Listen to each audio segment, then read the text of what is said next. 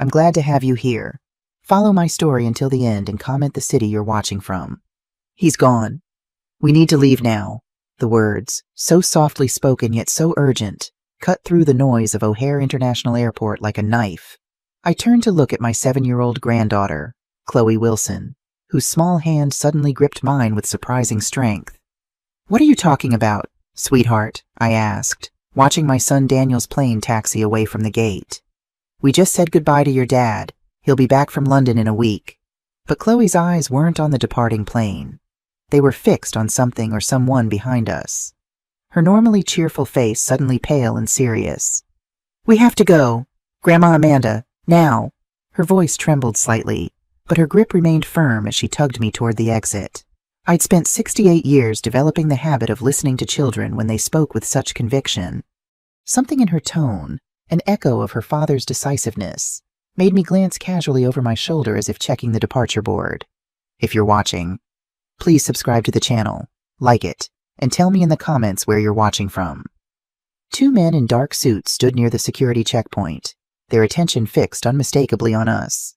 Nothing in their appearance was overtly threatening, yet something about their stance, the deliberate way they surveyed the terminal while maintaining awareness of our position, triggered a long dormant alarm in my mind. All right, let's get to the car, I agreed, adjusting my handbag on my shoulder and guiding Chloe toward the exit with forced casualness. It's getting late anyway. We moved through the crowded terminal at a measured pace, not too fast to draw attention, but with clear purpose. Chloe stayed close to my side, her favorite stuffed rabbit, Mr. Whiskers, clutched tightly to her chest. Are they following us, Grandma? She whispered as we stepped onto the escalator leading to the parking garage. I resisted the urge to look back. How did you know about those men, Chloe? Daddy said they might come. He said if I saw men in dark suits watching us after he left, I should tell you we need to leave right away. Her voice was barely audible over the ambient noise of the airport. A chill ran through me. Daniel, my practical, rational son who worked as a financial director at Global Meridian Investments, had never been prone to paranoia or melodrama. If he had warned his daughter about potential watchers, he must have had serious reasons. The parking garage was half empty, our sedan parked in a row of vehicles on the 3rd level. As we approached, I casually scanned the area, spotting a dark SUV with tinted windows idling 2 rows over. The driver appeared to be speaking into a phone or radio. Chloe, I said quietly, did your father tell you anything else? Anything I should know? She nodded solemnly. He said if the bad men came, I should give you Mr. Whiskers. He has something special inside. She hesitated. And Daddy said not to use our phones. They can listen. I unlocked the car, helping Chloe into the back seat and securing her seatbelt before walking around to the driver's side. Through the rearview mirror, I saw the elevator doors open, revealing the 2 men from the terminal. Decades of teaching high school history hadn't prepared me for this moment, but the years I'd spent as a single mother after my husband's early death had taught me one crucial lesson when protecting family. Hesitation is your worst enemy. I started the engine and pulled out of the parking space, driving normally toward the exit. The SUV I'd noticed earlier also began moving, falling into position several cars behind us.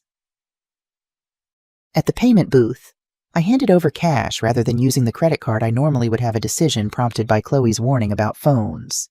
If they could listen to calls, electronic payments would leave an equally clear trail. As we merged onto the highway, I made a split-second decision to avoid our usual route home to the Chicago suburbs.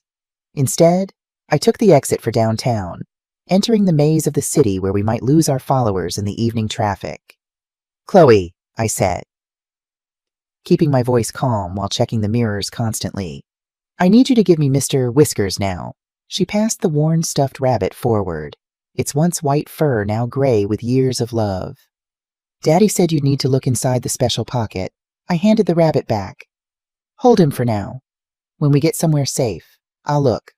Are we in danger, Grandma? She asked, her voice small but steady. I met her eyes in this rearview mirror, struck by how much she resembled Daniel at that age, the same serious expression when confronting difficult truths.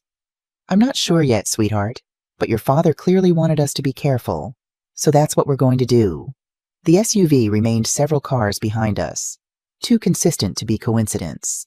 I made a series of random turns through city streets, confirming my suspicion when it adjusted course to match our seemingly erratic path. My mind raced with questions. What had Daniel gotten himself involved in? Why hadn't he warned me directly?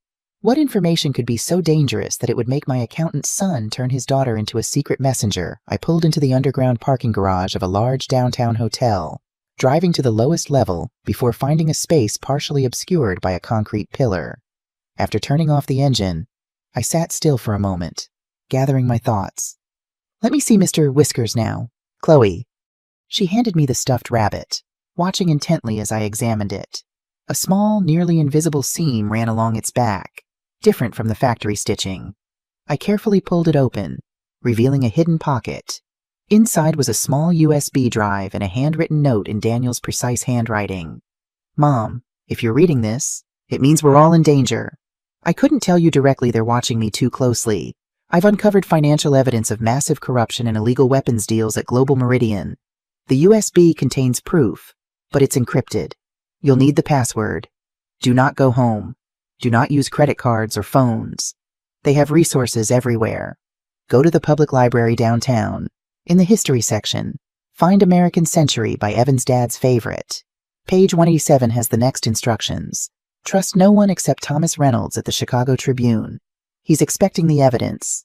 I'm sorry to put you and Chloe in this position. Keep her safe. I'll contact you when I can. Love, Daniel. I folded the note and slipped it into my pocket along with the USB drive, my hands shaking slightly as the reality of our situation began to sink in. My son, always the most cautious and ethical person I knew, had apparently stumbled onto something dangerous enough to send him fleeing the country and to turn his mother and daughter into fugitives. What did Daddy say? Chloe asked, her young face showing a maturity beyond her years. That we need to be very brave, I replied, starting the car again. And that we have a very important mission. As we exited the parking garage through a different ramp, I caught sight of the black SUV circling the hotel entrance, searching for us. We had gained a temporary advantage, but I knew it wouldn't last long. For 40 years, I'd been Amanda Wilson, widow, history teacher, grandmother, a woman whose greatest adventures had been lived vicariously through books. Now, in the space of 30 minutes, I had become something else entirely, a guardian of dangerous secrets, a runner from unnamed threats, protector of both my granddaughter and whatever explosive truth my son had risked everything to expose. The Chicago evening spread before us, its familiar skyline suddenly seeming alien and full of potential threats. I checked the mirrors one more time and set course for the downtown public library, wondering how many other ordinary lives had been upended by a single whispered warning. He's gone. We need to leave now. 6 simple words that had changed everything. The Chicago Public Library stood like a fortress of knowledge against the darkening sky, its massive stone facade illuminated by strategically placed lights. Under different circumstances, I would have appreciated its grandeur. Tonight, it represented only a temporary haven, a place to find the next breadcrumb in whatever trail Daniel had left for us. I parked 2 blocks away in a public garage, paying cash again. Before leaving the car, I rummaged through the emergency bag I kept in the trunk, a habit formed during harsh Midwestern winters, finding a baseball cap and light jacket for myself and a hooded sweatshirt for Chloe. We're going to play a game, I told her as we walked toward the library, my eyes constantly scanning our surroundings. We're going to pretend to be different people for a little while, like actors in a play. Chloe nodded solemnly. Because of the bad men. Yes, sweetheart. Just to be safe. I can be Elsa, she declared, referring to her favorite character from the movies she watched endlessly.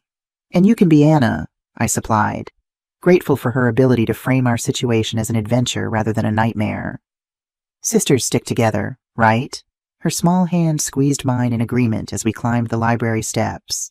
Inside, the cavernous main hall buzzed with the quiet energy of evening patrons, students hunched over laptops, elderly men reading newspapers, young professionals browsing new releases. We blended into this tableau of normality, just a grandmother and granddaughter visiting the library on a weeknight. The history section occupied most of the 3rd floor, rows of shelves creating a labyrinth of knowledge spanning centuries and continents. I moved with purpose, years of teaching history giving me an intuitive sense of where to look. American history, mid-20th century, there it would be. American Century by Evans, I murmured, running my fingers along the spines until I found it a thick volume with a faded dust jacket showing the iconic image of Times Square on VJ Day.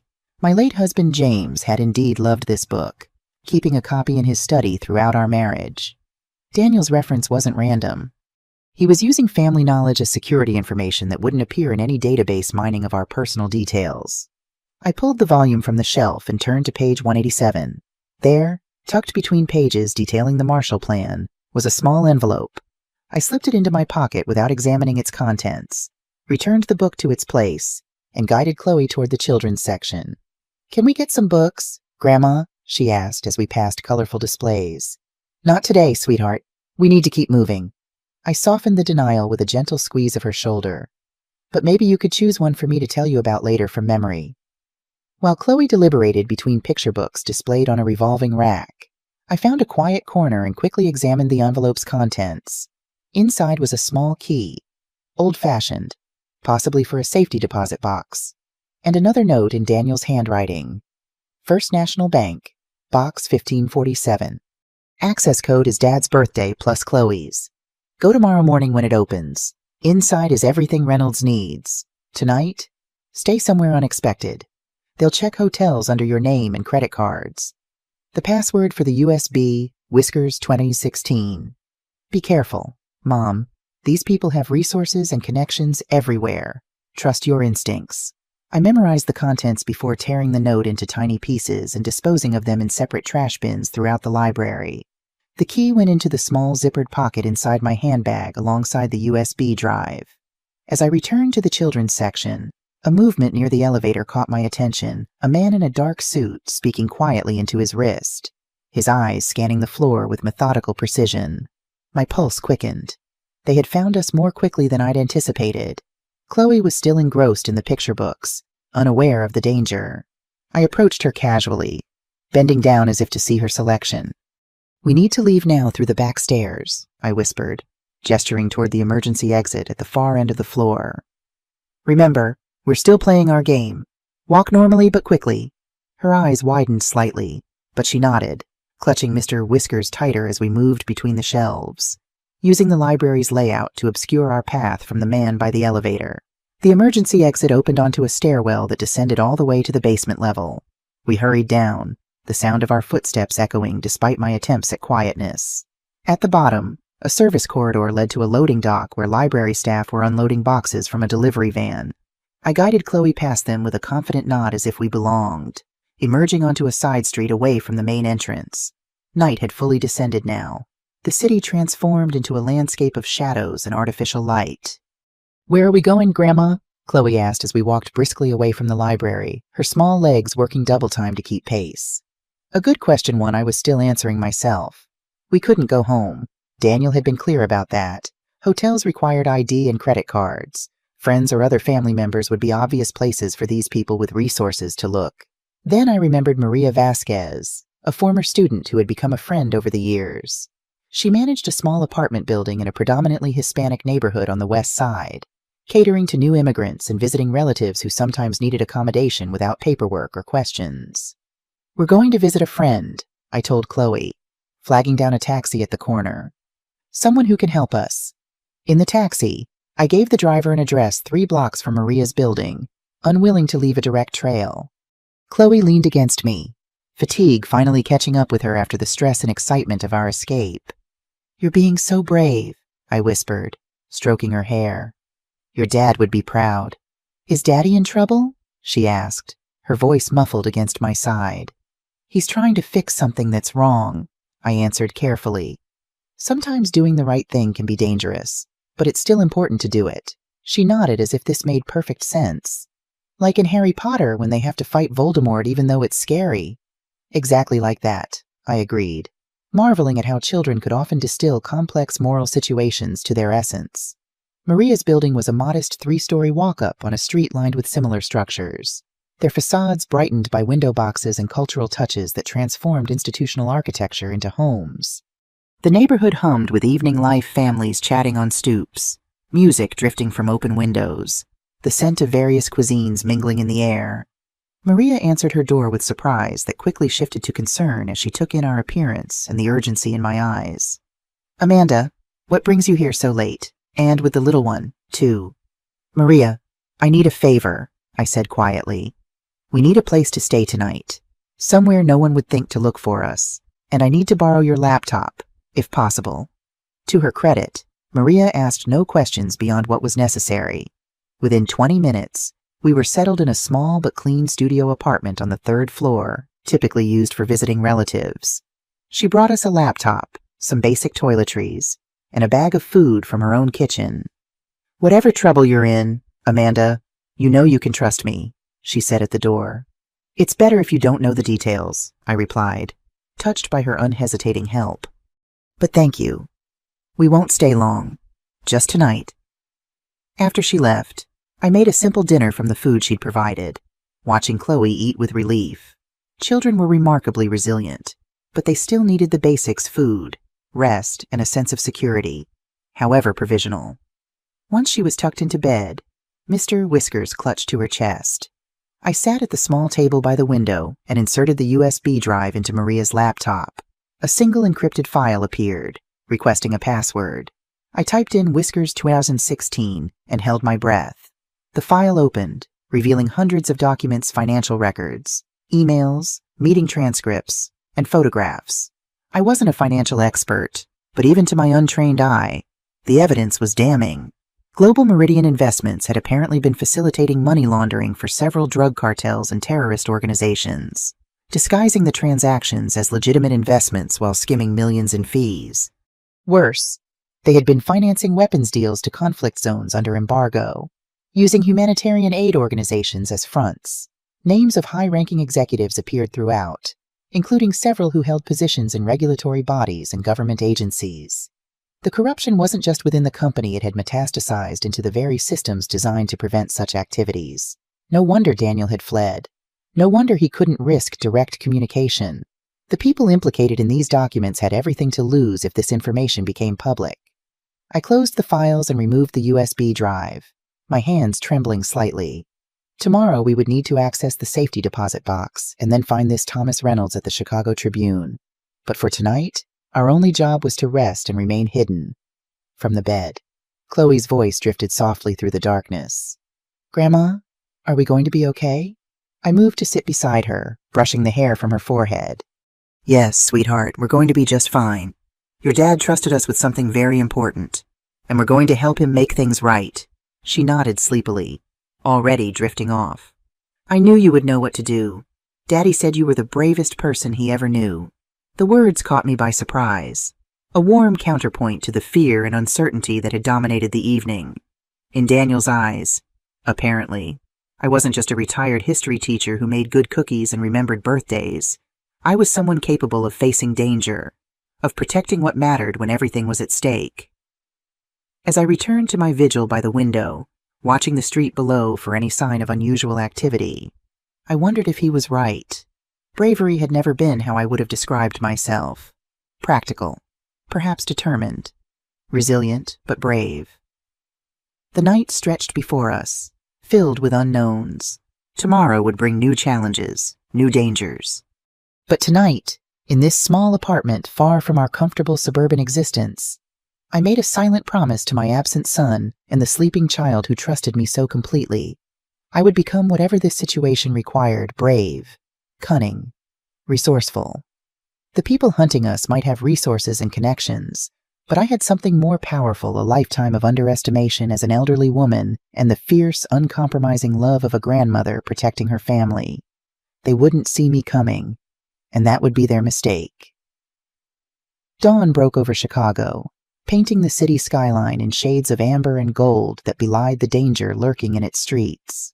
I had slept fitfully, jerking awake at every distant siren or raised voice from the street below.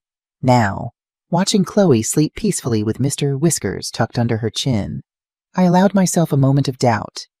Was I truly equipped for this? At 68, my expertise lay in explaining the Treaty of Versailles to restless teenagers, not outmaneuvering corporate assassins. Yet here I was, planning our approach to a bank as if it were a military operation, all based on cryptic instructions from my son, who was now halfway across the Atlantic.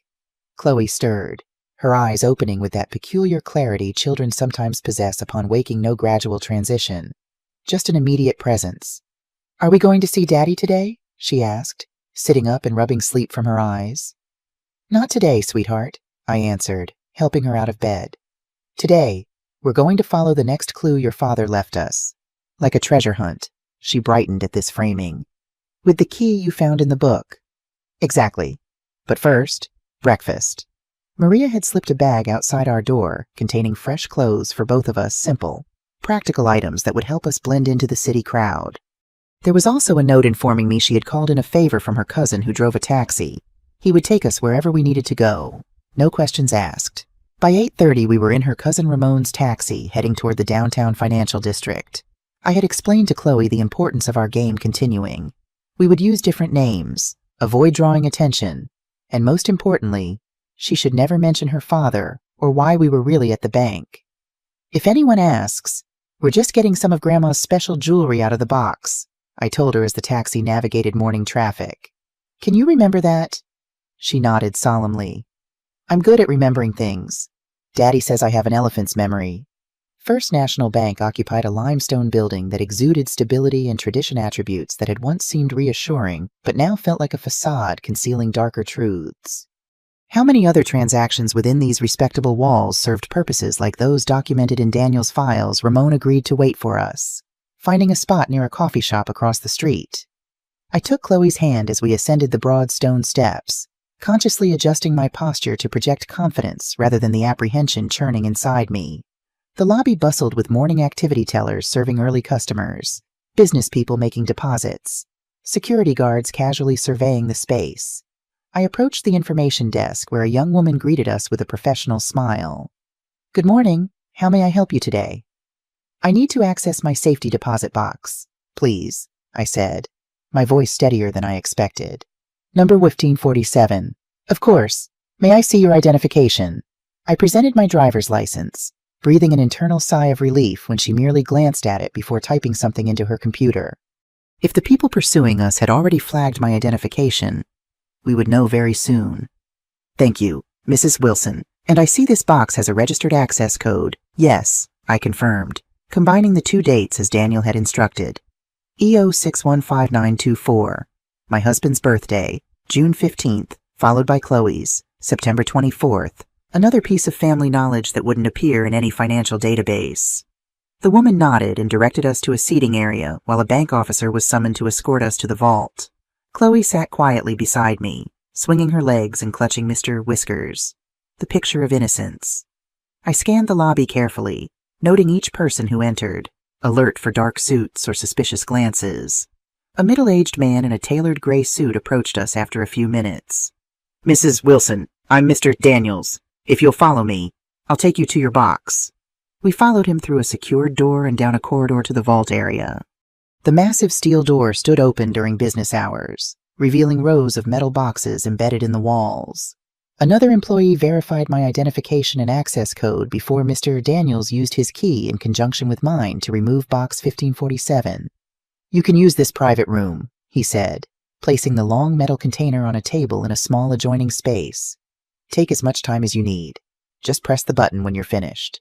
When the door closed behind him, I immediately opened the box. Inside was a sealed manila envelope, a prepaid cell phone, and a thick stack of cash secured with a rubber band. I quickly counted the money, $10,000 in various denominations, before turning my attention to the envelope. The contents were sparse, but significant: a formal letter from Daniel to Thomas Reynolds at the Chicago Tribune, authorizing the release of all documents, a USB drive labeled Backup Original Documents, and a handwritten note addressed to me. "Mom, if you've made it this far, they're definitely after you. The backup USB contains the same files plus originals I couldn't risk leaving on the first drive. Take everything to Reynolds immediately. He's expecting you today. The prepaid phone has one number programmed, a secure line that will reach me eventually.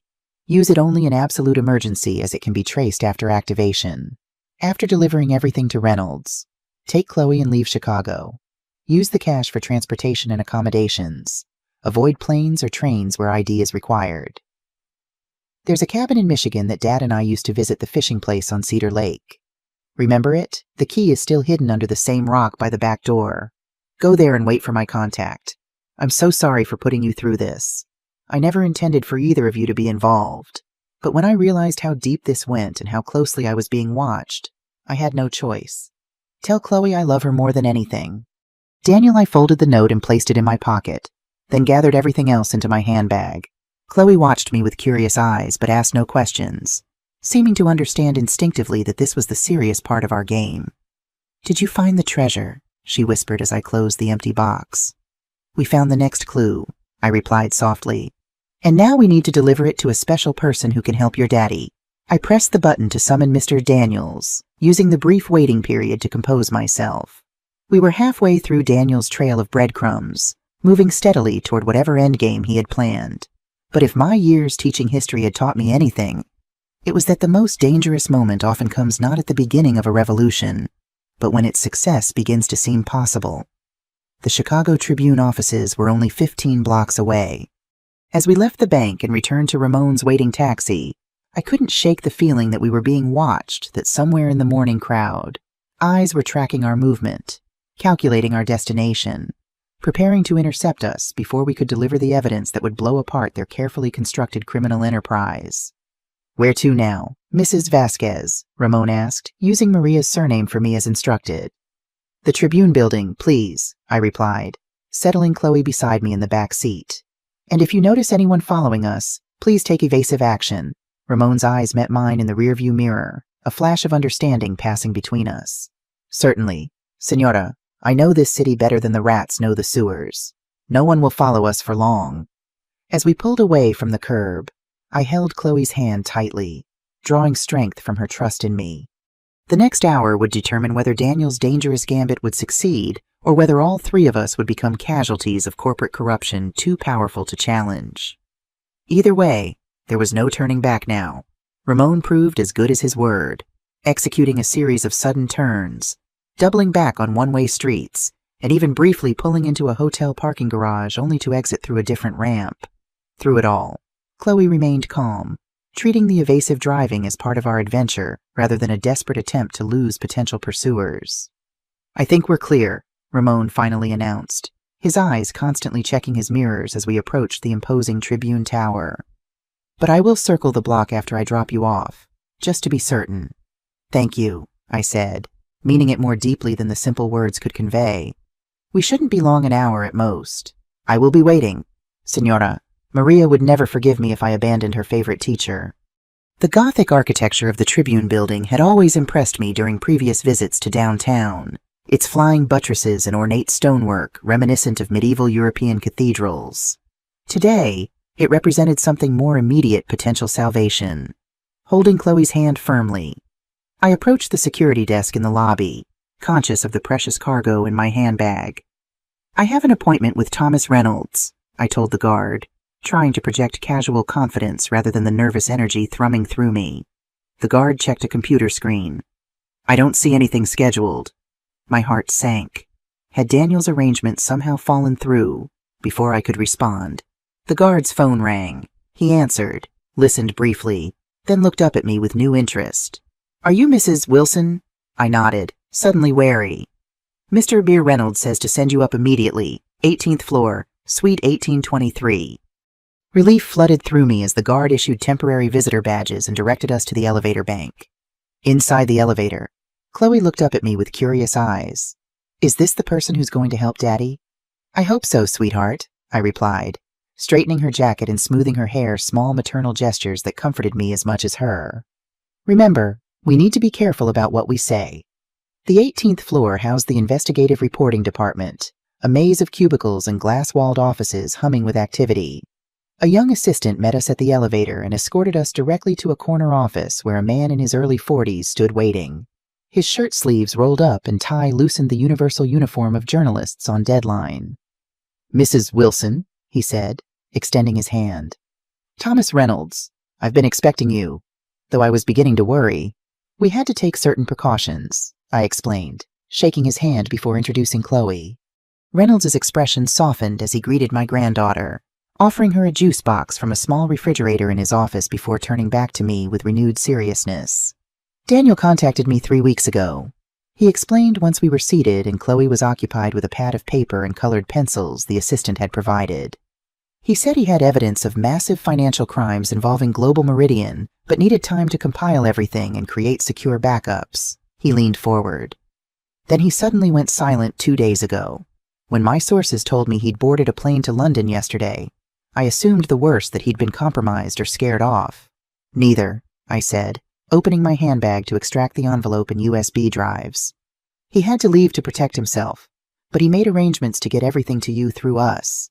Reynolds' eyes widened as I placed the items on his desk. This is significant and potentially very dangerous for you. Did Daniel explain exactly what he uncovered? Money laundering for criminal organizations, illegal weapons deals, corruption extending into regulatory agencies. I kept my voice low despite the closed door. I saw enough to understand why people might kill to keep it hidden. He nodded grimly. Global Meridian handles billions in investments, including pension funds for several state governments and major unions. If they've been using that legitimate business as cover for criminal enterprises. He left the implications hanging. How quickly can you publish? I asked, glancing at Chloe to ensure she remained absorbed in her drawing. I'll need to verify key documents, run everything past our legal team, and get editorial approval. Reynolds was already examining the drives, his expression shifting from professional interest to something approaching awe as he scanned the contents. This is extraordinarily comprehensive. Daniel didn't leave many loose ends.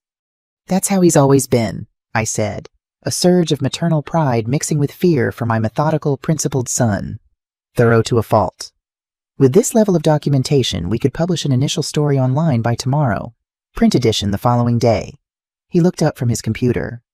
But you and your granddaughter shouldn't be anywhere near Chicago when that happens. These people will be desperate once they realize what's coming. We're leaving as soon as we finish here, I assured him. Daniel suggested a location where we can lay low until things settle. Reynolds nodded, then hesitated. Mrs. Wilson, I've been investigating corporate corruption for 15 years. What your son has uncovered here isn't just unusual, it's unprecedented in its scope and the level of detail he managed to document. When this story breaks, it will trigger investigations in multiple countries, stock market chaos, probably congressional hearings. He trailed off, seemingly overwhelmed by the implications. Will it be enough? I asked, the teacher in me needing to know that this risk to my son, to Chloe, to our safety and future would accomplish its purpose. Will they be held accountable? Some will, the highest profile executives, certainly some of the government officials implicated. His expression turned realistic rather than reassuring. But systems this corrupt have self-preservation mechanisms. Some people will escape consequences. That's just the reality. I absorbed this with a nod, having taught enough history to understand how power protects itself. As long as it stops the worst of it, the weapons deals, the money laundering for terrorists, that has to end. It will, Reynolds promised. This story will make that inevitable. A knock at the door interrupted us. Reynolds' assistant poked her head in, her expression tense. There are 2 men in the lobby asking for security clearance to come up. They claim to be federal agents investigating financial crimes, but something seems off. Security is stalling them, but they're being insistent. Reynolds' reaction was immediate. We need to move you now. Is there anything else Daniel wanted me to know? I shook my head, gathering my belongings, while Reynolds quickly copied the drive's contents to his secure server. There's a service elevator that leads to the loading dock, he explained, returning the original drives to me. My assistant will take you down. I'll handle our visitors and buy you time. He crouched briefly to Chloe's level. It was very nice meeting you, young lady. You and your grandmother are doing something very brave and important today. Chloe smiled shyly. My daddy says sometimes you have to be brave even when you're scared. Your daddy is a wise man, Reynolds replied, a flicker of emotion crossing his face before he turned back to me. Go now. I'll contact you through the secure channel Daniel established once the story is published. The assistant led us through a maze of hallways to a freight elevator tucked at the back of the floor. As the doors closed, I caught a glimpse of 2 men in dark suits stepping off the main elevator, their expressions grim and purposeful. We had escaped by mere moments. The loading dock buzzed with activity delivery trucks arriving with paper supplies, cafeteria deliveries, mailroom staff sorting packages. We slipped through the organized chaos unnoticed, emerging onto a side street away from the main entrance. Ramon's taxi waited exactly where he had promised, 2 blocks south. As we hurried toward it, I fought the urge to look over my shoulder, knowing that appearing nervous would only draw attention we couldn't afford. "Did you finish your treasure hunt, little one?" Ramon asked as we settled into the back seat. "Not yet," Chloe replied seriously. "We have one more place to go." "Then let us go there," he said, pulling smoothly into traffic. "Where to, Senora?" I hesitated only briefly. "We need to leave the city. Head north toward Wisconsin. I'll direct you as we go." As Chicago's skyline receded in the rear window, I pulled Chloe close, allowing myself a moment of cautious optimism. We had completed Daniel's mission. The evidence was in capable hands, soon to be public knowledge that couldn't be buried or denied. Now we just needed to disappear until the storm passed. "Grandma," Chloe whispered against my side, "are we winning our game?" I stroked her hair, measuring my response carefully. "We're doing very well, sweetheart. Very well indeed." What I didn't tell her was that in games like this one, games where powerful people stood to lose everything, the most dangerous moment often comes right before victory. We had landed a blow against our opponents, but they were far from defeated. And like wounded predators, they would be at their most dangerous now. The Illinois countryside unfolded beyond our windows as Ramon's taxi left the suburban sprawl behind. Familiar landscapes transformed into foreign territory through the lens of our new reality. Every police car became a potential threat. Every black SUV a possible pursuer. I directed Ramon to avoid major highways, choosing instead the network of state and county roads that would make our journey longer but less predictable. "We should stop soon," I told him after we'd been driving for nearly 2 hours. "You've done more than enough, and I don't want to take you too far from your regular work." Ramon shook his head firmly. "Maria told me to help you, however needed. Besides, I have my nephew covering my shifts today. Where exactly are we going?" I hesitated, balancing trust against caution. "A cabin in northern Michigan, near Cedar Lake." "Michigan is far, Senora." "At least 6 more hours, especially on these back roads." "I know. We'll find another way from here." I glanced at Chloe, who had fallen asleep against my side, emotionally exhausted from our morning's adventures. "Perhaps a bus or—" "I have a better idea," Ramon interrupted, meeting my eyes in the rearview mirror. "My brother-in-law runs a small trucking company. They have a delivery going to Traverse City today. The driver is my cousin, Eduardo. He could take you most of the way." The offer was tempting. Truckers moved across state lines with minimal scrutiny, and the randomness of connecting with a vehicle already making the journey would be nearly impossible for pursuers to anticipate. Yet I hesitated, reluctant to involve more people in our dangerous situation. Ramon seemed to read my thoughts. "Eduardo asks no questions. He has made many such special deliveries for family and friends needing to travel quietly." I didn't press for details. The immigrant community had its own reasons for sometimes needing to move people discreetly, reasons I had come to understand and respect during my years working with Maria and her extended family. "If you're sure he wouldn't mind," I said finally. Ramon made a call in rapid Spanish, too quick for my limited vocabulary to follow. After a brief conversation, he nodded with satisfaction. "It is arranged. Eduardo will meet us at a truck stop near Rockford in 1 hour. He delivers furniture to stores in northern Michigan. You and the little one can ride in the cab with him. Very comfortable, very safe." I squeezed his shoulder in gratitude. "I don't know how to thank you and Maria properly." "You helped Maria's daughter get a college scholarship years ago," he replied simply. "In our family, we do not forget such kindnesses." The truck stop buzzed with the rhythms of highway commerce, big rigs refueling, drivers grabbing meals and coffee, travelers stretching their legs. I used some of Daniel's cash to buy supplies, sandwiches, drinks, snacks for the journey ahead, plus a small backpack, basic toiletries, and a coloring book with crayons for Chloe. Eduardo's truck was exactly as promised, a large commercial vehicle transporting furniture to retailers across Michigan. The driver himself was a barrel-chested man with a salt and pepper beard and gentle eyes that crinkled when he smiled at Chloe. "Ramon says you need to reach Cedar Lake," he said after brief introductions. "I deliver in Traverse City, about 45 minutes south of there." "Close enough, yes." "Perfect," I agreed, relieved beyond measure. "And you're sure we're not imposing?" Eduardo waved away my concern. "The company pays for the fuel no matter what.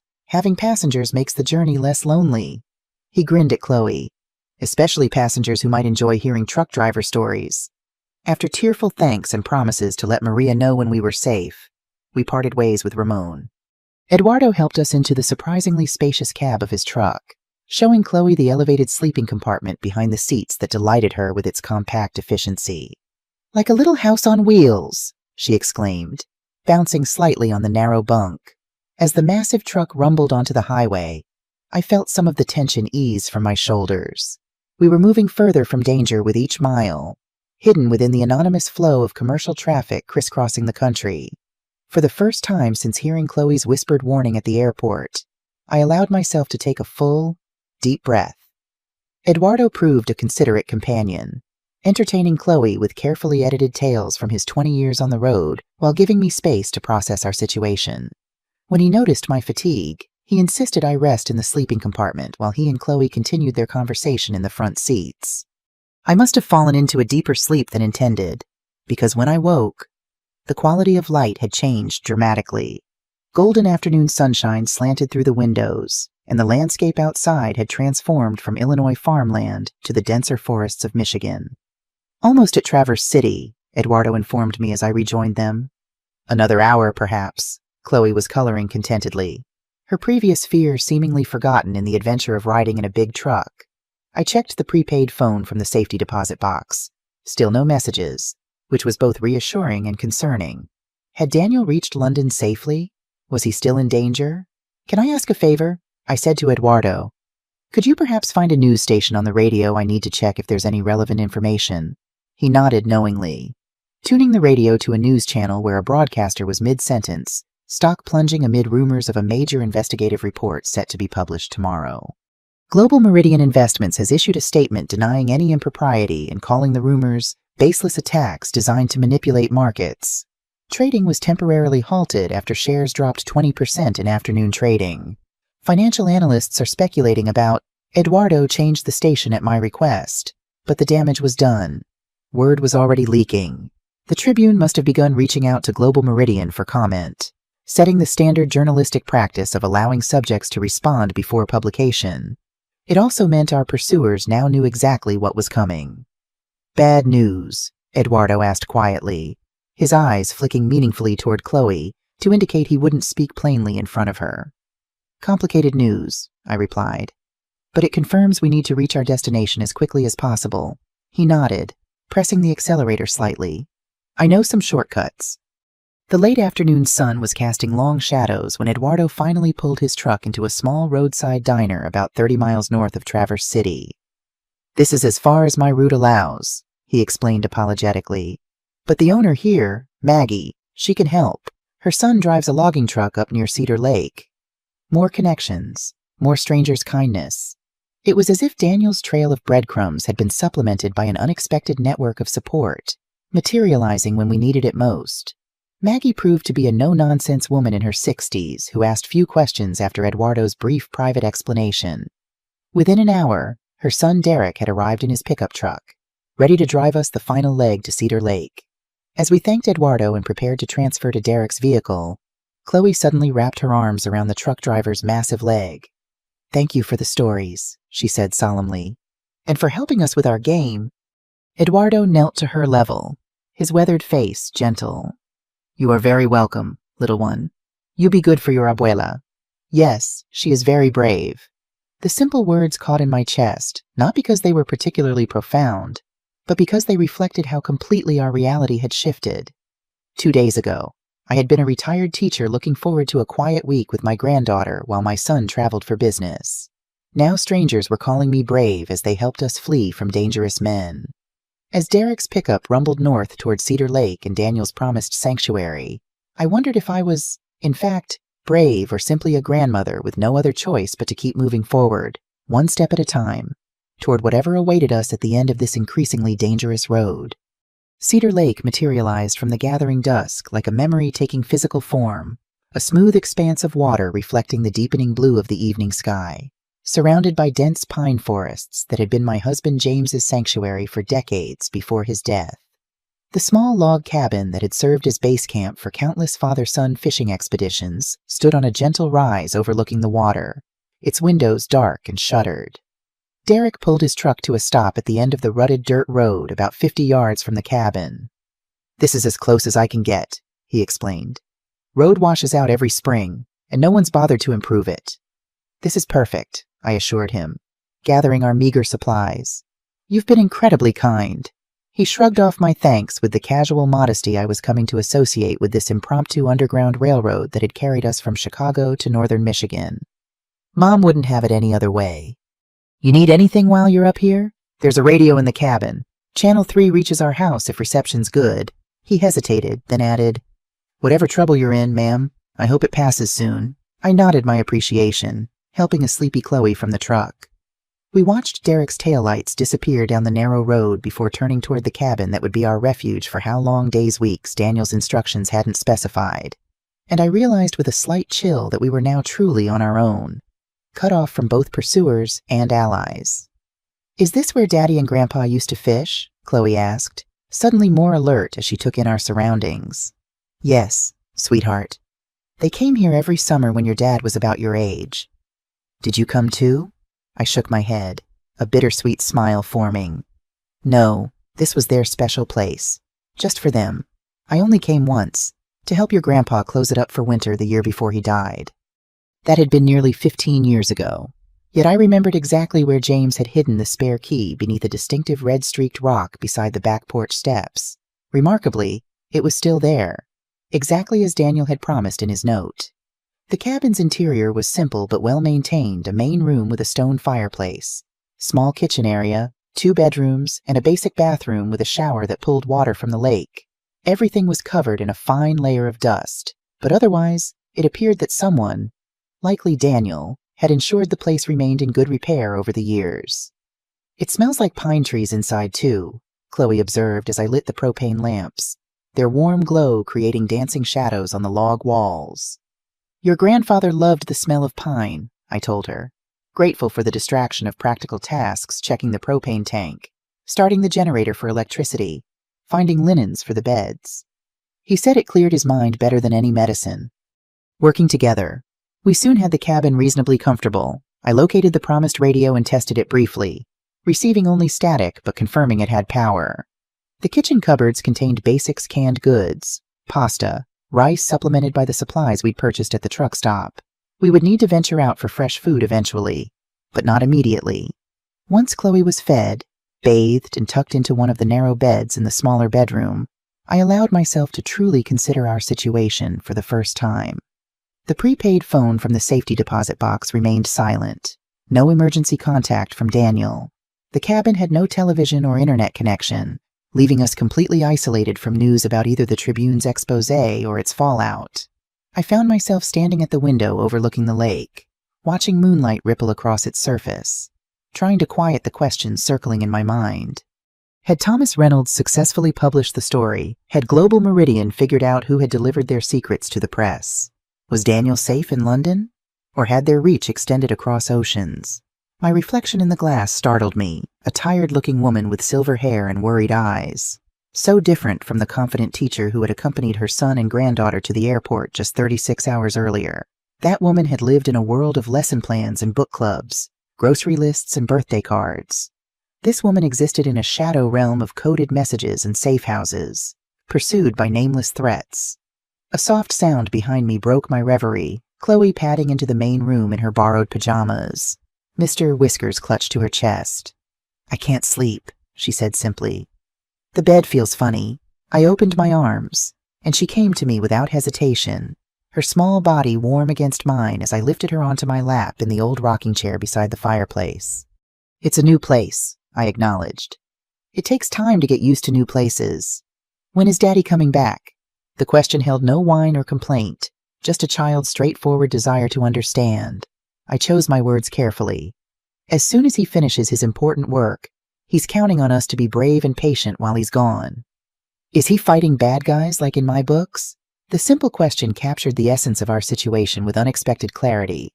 "In a way, yes. Your dad discovered that some people at his company were doing very wrong things that hurt others. He's making sure they can't keep doing those things." Chloe nodded, apparently satisfied with this explanation. "That's why the men at the airport wanted to stop us, because we had Daddy's secret evidence." I shouldn't have been surprised by her comprehension. Children absorb far more than adults often credit, but her matter-of-fact summary still caught me off guard. Yes, I admitted. But we did exactly what your father asked us to do. We got the evidence to the right person, and now everyone will know the truth. And then we can go home. Home? The innocent question pierced my heart. I had no idea if we would ever return to our previous lives. If the exposure of Global Meridian's crimes would ensure our safety or mark us permanently as targets. The truth was, I didn't know what home would look like after this. We'll be with your dad again, I promised instead. That's what matters most. She accepted this, her eyelids growing heavy as I rocked gently back and forth. Within minutes, she had drifted back to sleep, her breathing deep and even, face peaceful in the lamplight. I continued rocking, reluctant to disturb her rest by moving her back to bed. Outside, an owl called across the lake, a haunting sound that seemed to echo the uncertainty of our future. Yet in that moment, with Chloe's trusting weight against me, I felt an unexpected clarity of purpose. Whatever came next, whatever challenges or dangers we still faced, I would protect this child, not just because she was my granddaughter or because Daniel had entrusted her to my care, but because in a world where powerful people could casually authorize weapons deals that would kill thousands or launder money for terrorists, protecting innocence and truth became an act of defiance. I had spent decades teaching students about historical moments when ordinary people faced extraordinary choices. Now, in the quiet of a remote cabin with a sleeping child in my arms, I realized I had become one of those people, thrust by circumstance into a moment that would define not just my life, but potentially many others. The thought was terrifying and somehow strangely empowering. Morning arrived with startling beauty sunlight filtering through pine boughs, casting dappled patterns across the cabin floor, while birdsong filled the air outside. For a disorienting moment, I could almost believe we were simply on vacation, that Daniel would emerge from the second bedroom yawning and asking about breakfast, that our greatest concern would be whether the fish were biting today. Reality reasserted itself when I automatically scanned the tree line for any sign of unexpected movement. Old habits from a mere 2 days of life on the run already ingrained as if I'd lived this way for years. Chloe, however, embraced our new environment with the adaptability of childhood. After a breakfast of oatmeal and canned peaches, she explored the cabin with delight, discovering fishing tackle in a closet, board games with missing pieces under a bed, and a collection of field guides to local wildlife that captured her immediate interest. "Grandma, can we go looking for birds?" she asked, showing me detailed illustrations of chickadees and nuthatches. "The book says there are lots here." I hesitated, torn between caution and the need to maintain some semblance of normality for her sake. The cabin was isolated, the nearest neighbor at least a mile away according to my memory of James's descriptions. Surely a short walk along the lake shore would be safe enough. "We'll stay close to the cabin," I decided, helping her into her jacket. "And if I say we need to go back, we go immediately. No questions." She nodded solemnly, accepting these terms with the seriousness of our ongoing game. Together we ventured outside, keeping to the tree line where we could quickly retreat to cover if necessary. The spring air carried a lingering chill, but sunshine warmed our faces as we walked slowly along the shore, Chloe clutching her bird guide and pointing excitedly at each flutter of wings.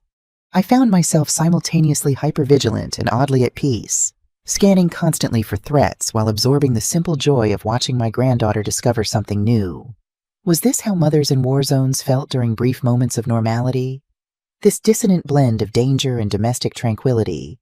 We had identified 7 different bird species and collected an assortment of interesting rocks when the distant sound of a vehicle engine sent ice through my veins. I grabbed Chloe's hand, pulling her toward the trees. "Inside, now," I whispered, all senses suddenly heightened. We hurried back to the cabin, entering through the rear door and securing it behind us. I positioned Chloe in the smaller bedroom away from windows. "Stay here until I come get you," I instructed, keeping my voice calm despite the pounding of my heart. "Remember how we practiced being very quiet?" She nodded, clutching Mr. Whiskers tightly, her eyes wide but trusting. I moved silently to the front window, positioning myself to see without being seen. A pickup truck, older model, rusted around the wheel wells, had stopped at the end of the dirt road. A single figure emerged, an older man in flannel and work boots carrying what appeared to be a paper grocery bag. Relief flooded through me as I recognized Derek's description of his father, the property caretaker who checked on the cabin periodically. Still, I maintained caution, watching as he approached and knocked firmly on the front door. "Mrs. Wilson," he called. "It's Jim Lawson. Derek sent me with some supplies." I retrieved Chloe before answering, unwilling to let her out of my sight even for a moment. Together, we opened the door to find a weathered man in his 70s with kind eyes and a face creased from decades of outdoor work. "Didn't mean to startle you folks," he said, holding out the grocery bag. "Derek mentioned you might need some fresh things. Milk, eggs, bread. My wife sent along a casserole, too." "That's incredibly thoughtful," I said, accepting the bag gratefully. "Please thank her for us." Jim nodded, his eyes taking in the cabin with professional assessment. "Place holding up okay. Haven't been up to check it much this past winter." "It's perfect," I assured him. "Your maintenance has kept it in wonderful condition." He seemed pleased by this, then hesitated before adding, "Don't mean to pry, ma'am, but Derek mentioned you might be in some kind of trouble. Anything we should be watching for strangers asking questions. That sort of thing." The direct question caught me off guard, but his straightforward manner suggested genuine concern rather than prying curiosity. "It's complicated," I admitted. "But yes, there might be people looking for us." "If anyone asks, nobody's seen you." He finished with a knowing nod. "That's what I figured. Folks around here mind their own business, but we look out for each other, too." He glanced at Chloe, who was half hidden behind my legs. "You two sit tight. I'll swing by every couple days with supplies. Anything specific you need. Just leave a note under that flower pot on the porch." After he departed, I found myself unexpectedly moved by this continued chain of kindnesses from strangers, each person doing their small part without demanding explanations or passing judgment. It stood in stark contrast to the corporate criminals Daniel had exposed, whose massive resources and connections were being used to protect their ability to profit from suffering. The day passed slowly, marked by simple activities to keep Chloe engaged: board games, reading from the cabin's small collection of paperbacks, identifying more birds through the windows. I rationed our use of the generator to preserve fuel, relying instead on natural light and propane lamps as evening approached. After dinner, I tried the radio again, this time successfully connecting to the frequency Derek had mentioned. His voice crackled through the static, confirming that his father had made contact and asking if we needed anything else. I requested newspapers, any national publications they could find, and he promised to send them with the next supply delivery. Night fell, bringing with it a profound silence unlike anything in our suburban life. I put Chloe to bed with another story about her father's childhood fishing adventures at this very lake, then settled into the rocking chair with a kerosene lamp, one of James's old mystery novels open in my lap, though my eyes rarely focused on the words. Around midnight, the prepaid phone finally chirped. A single text message from an unlisted number, story published. Global Meridian stock suspended. FBI raided headquarters. Stay put. Contact coming in 3 days. All safe for now. The terse message told me nothing about Daniel's personal safety, but confirmed our mission had succeeded. Thomas Reynolds had published the exposé, and the wheels of justice, however imperfect, had begun to turn. I allowed myself a moment of satisfaction before the implications of contact coming in 3 days registered. Someone would be arriving at the cabin, someone Daniel trusted enough to send to us. 3 more days of waiting, of jumping at every sound, of maintaining a brave face for Chloe while my own anxiety simmered beneath the surface. 3 more days before we would learn what came next in this unexpected chapter of our lives. I checked all doors and windows one final time before attempting sleep. The loaded rifle I'd found in the cabin's closet now propped beside my bed. James had taught me to shoot decades ago, a skill I'd never imagined needing until now. As I drifted toward uneasy sleep, I found myself cataloging the changes in myself since that moment at the airport. The Amanda Wilson who had arrived at this cabin was not the same woman who had heard her granddaughter's whispered warning.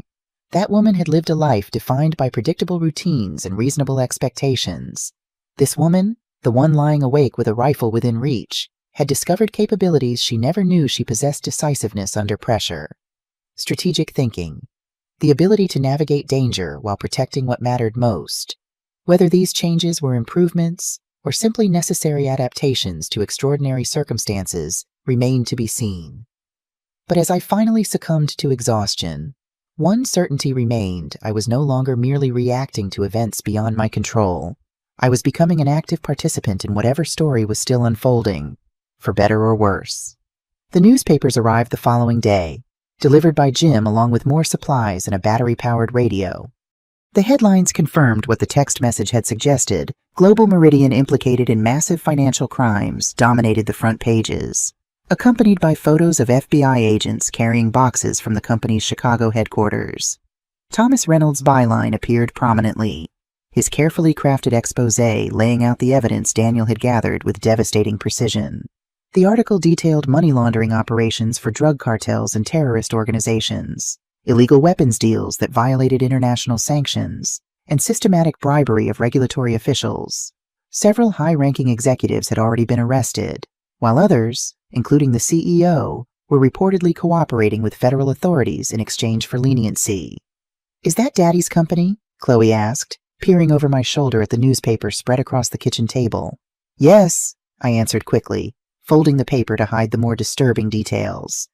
"Your father helped the reporters understand some very complicated things that were happening there." She nodded, accepting this simplified explanation. "That's why we're having our adventure, so the bad guys couldn't stop him." "Exactly," I confirmed, once again impressed by her perception. "And it worked. Your dad's evidence is helping a lot of people now." The days passed with agonizing slowness. Our isolation, both protection and prison.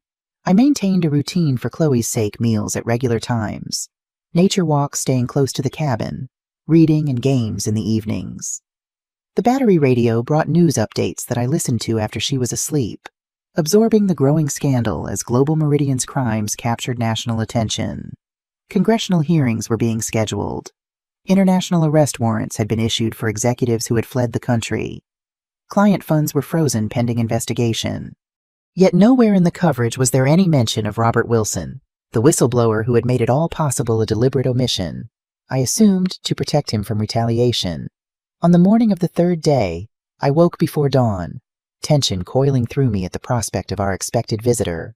Who would Daniel send? How would they find us? What news would they bring? I dressed carefully, choosing clothes that would allow for quick movement if necessary, and positioned myself on the porch with a cup of coffee and James's old binoculars. Chloe still slept peacefully inside, unaware of the significance of this particular day. The sun had just cleared the tree line when I spotted movement on the dirt road, not a vehicle but a single figure on foot approaching steadily. I retrieved the rifle from inside the door, keeping it visible but not directly aimed. As the visitor drew closer, the morning mist partially obscured their features, but I could make out a woman of medium height carrying a backpack, dressed for hiking in practical boots and layers. As she came within 50 yards, recognition hit me like a physical blow. Catherine Wilson, Daniel's ex-wife and Chloe's mother. I lowered the rifle immediately, shock and confusion warring within me. Catherine had moved to California after the divorce 2 years ago, establishing a new life that included minimal involvement with her daughter. Monthly video calls and holiday visits constituted the extent of her parenting, with primary custody granted to Daniel and me serving as secondary caregiver when his work required travel. "Amanda," she called, raising a hand in greeting as she approached the porch. "It's just me." I set the rifle aside, moving to meet her at the bottom of the steps. She looked exhausted, dark circles under her eyes, her normally immaculate appearance rumpled from travel. "Catherine," I responded, still processing her unexpected arrival. "How did you—" "Daniel arranged everything," she interrupted, dropping her backpack to the ground. "He contacted me 5 days ago, explained what was happening. I've been traveling under a false name, using cash only, changing transportation methods every few hours." A humorless laugh escaped her. Apparently those crime novels he always read came in handy for planning fugitive logistics. Before I could respond, the cabin door flew open, and Chloe burst onto the porch, her face transforming with disbelieving joy. "Mommy," she cried, practically tumbling down the steps in her haste. Catherine knelt, opening her arms as Chloe crashed into her embrace. "Hey, Bug," she said, using the nickname she'd given her daughter as an infant. "I've missed you so much." I stepped back, giving them space for their reunion while trying to realign my understanding of our situation. Catherine's presence changed everything, raised new questions, created new possibilities and complications. After the emotional greetings subsided, we moved inside where Catherine accepted coffee and began filling in the considerable gaps in my understanding. Daniel contacted me through an old email account we kept for emergencies, she explained, warming her hands on the mug. He knew they'd be monitoring his usual communications, but this address was from before we were married. No connection to his current identity. He told you everything? I asked, still processing the implications. She nodded. About the money laundering, the weapons deals, all of it. He said he couldn't warn you directly because they were watching him too closely. But he knew you'd protect Chloe if he gave her the right instructions. A flicker of something regret, shame crossed her face. He trusted you completely. Amanda said you were the strongest person he knew. Chloe had settled against her mother's side, clearly unwilling to break physical contact after their long separation. I sent her to wash up and change clothes, needing a moment to speak with Catherine privately. Where is he now? I asked once Chloe was out of earshot. Is he safe? Catherine glanced toward the hallway before lowering her voice. He never went to London. The ticket was a diversion. He's been in Canada working with international authorities to track the offshore accounts. She hesitated, then continued. The reason he sent me here is, we need to move. All of us. Tonight. The calm I'd cultivated over the past days shattered instantly. Why, what's happened? The investigation is revealing connections beyond what even Daniel anticipated. Government officials, intelligence agencies, foreign interests all compromised. Some very powerful people are facing prison or worse. And they've traced the leak back to Daniel. Her eyes met mine, fear evident despite her controlled tone. They've identified his family as leverage. There was an incident at my apartment in California. Men broke in, ransacked the place. Daniel's contact in the FBI says they're narrowing the search, focusing on properties with family connections. Cold dread settled in my stomach. This cabin is registered to James's estate, she confirmed grimly. It's only a matter of time before they find it in property records. Daniel says we have to leave tonight. Meet his contact at the Canadian border. They have new identities prepared. A place for us to stay until the immediate danger passes. The magnitude of what she was describing abandoning our entire lives possibly permanently struck me with physical force. I sank into a chair, trying to process this new reality. How long, I managed finally. How long until we can come back? Catherine's expression softened with sympathy. Daniel doesn't know. Months at minimum, possibly longer. The unspoken possibly never hung in the air between us.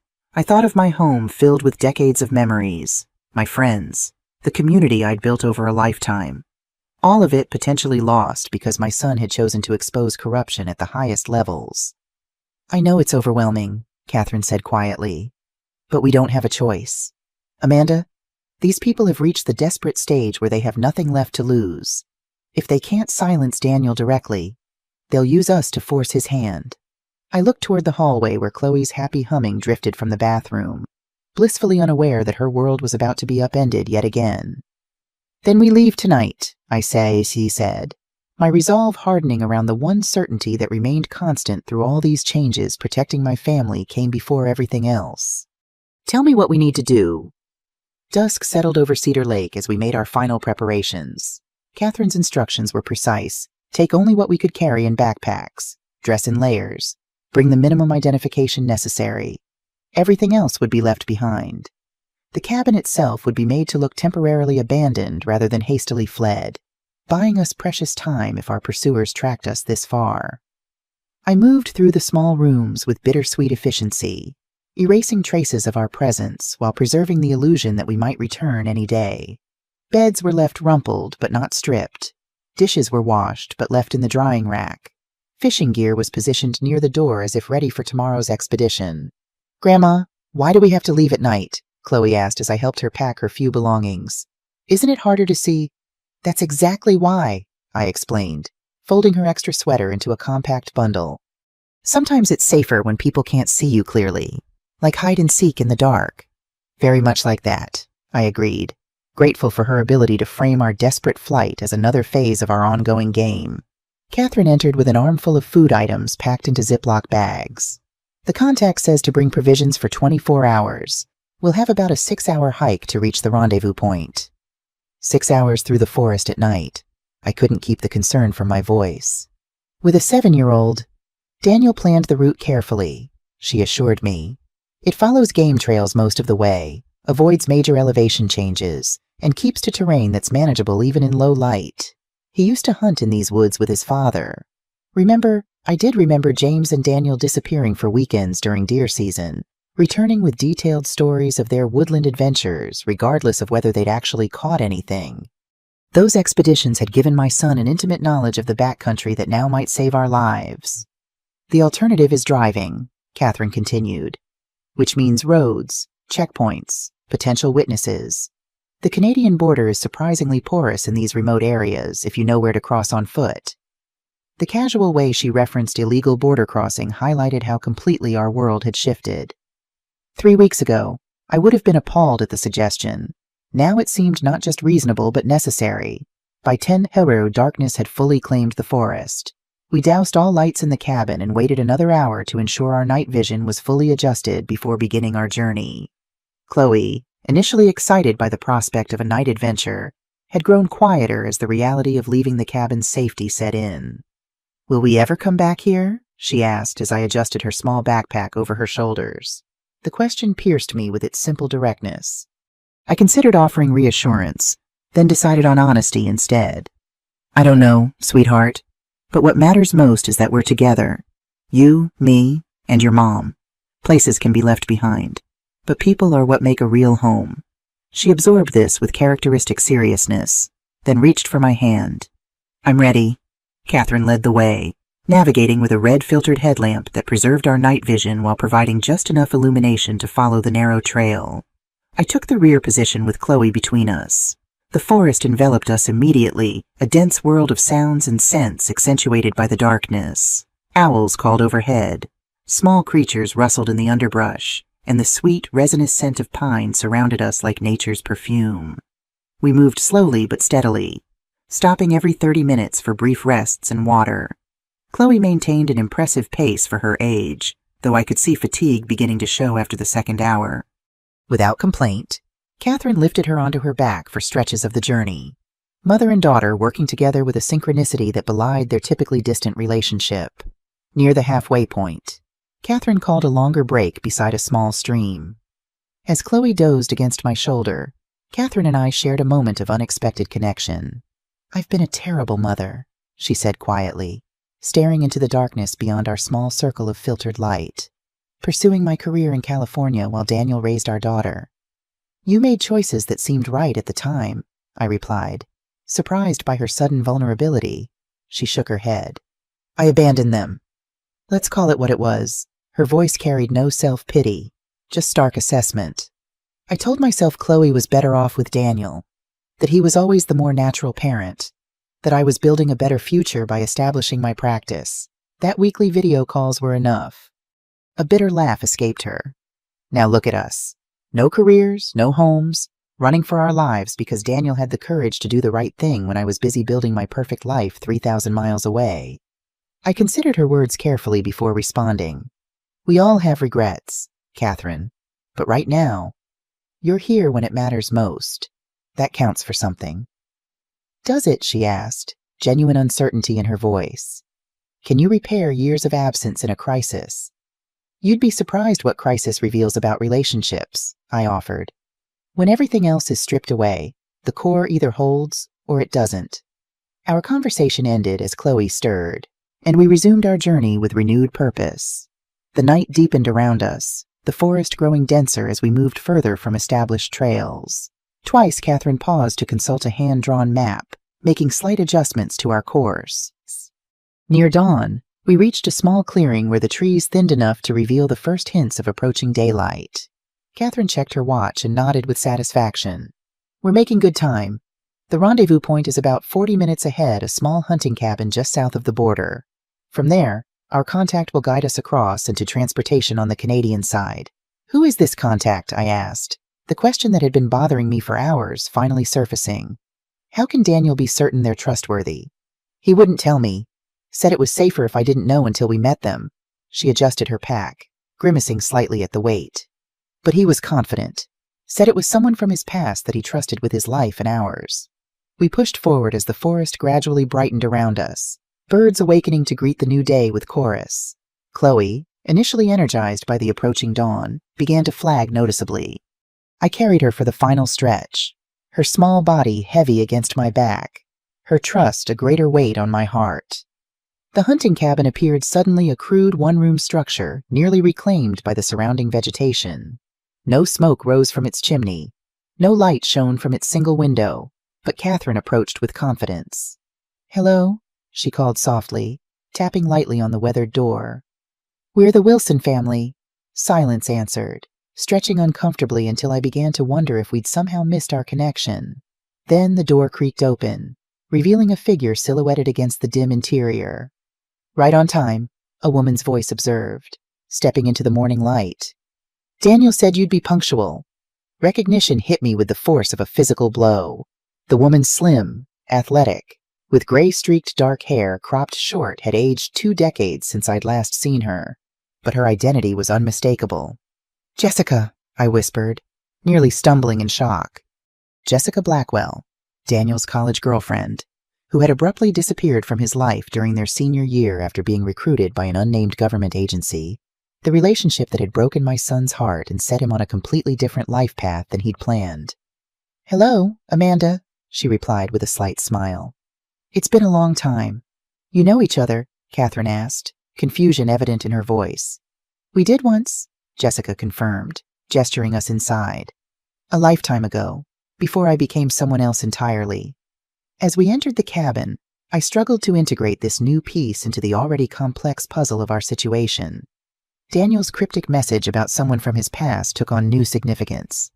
Had he maintained contact with Jessica all these years, or had their paths crossed again through the twisted connections of Global Meridian's corruption? The cabin's interior was Spartan, but prepared for our arrival bottled water, energy bars, a first aid kit, and most surprisingly, a satellite phone that looked significantly more advanced than civilian technology. "We don't have much time," Jessica said, all business now as she checked her watch. "Border Patrol changes shifts in 90 minutes. That's our window to cross undetected." Chloe, observing this new development with wide eyes, tugged at my sleeve. "Grandma, who is she?" I knelt to her level, finding simple words for a complicated situation. "Someone who knew your daddy a long time ago. Someone who's going to help us find him." "That's right," Jessica confirmed, softening her tone as she addressed Chloe directly.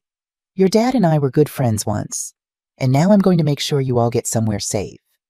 As she outlined the next phase of our journey, a 2-mile hike to the border, crossing at a specific unmanned section, then another mile to a waiting vehicle, I found myself wondering what other surprises awaited us on this extraordinary path we'd been forced to travel. From a whispered warning in an airport to an international escape coordinated by a long-lost girlfriend turned covert operative, nothing in my 68 years had prepared me for any of this. Yet here I stood, ready to follow this ghost from my son's past into yet another unknown. Because when protecting family, there is no map too complex, no journey too daunting, no ally too unexpected. The border crossing proceeded with practiced efficiency. Jessica guided us along game trails so faint they were nearly invisible, her movements betraying years of fieldcraft that I could only imagine. We maintained silence except for essential communication, with Chloe understanding the gravity of our situation despite her age, following instructions without question.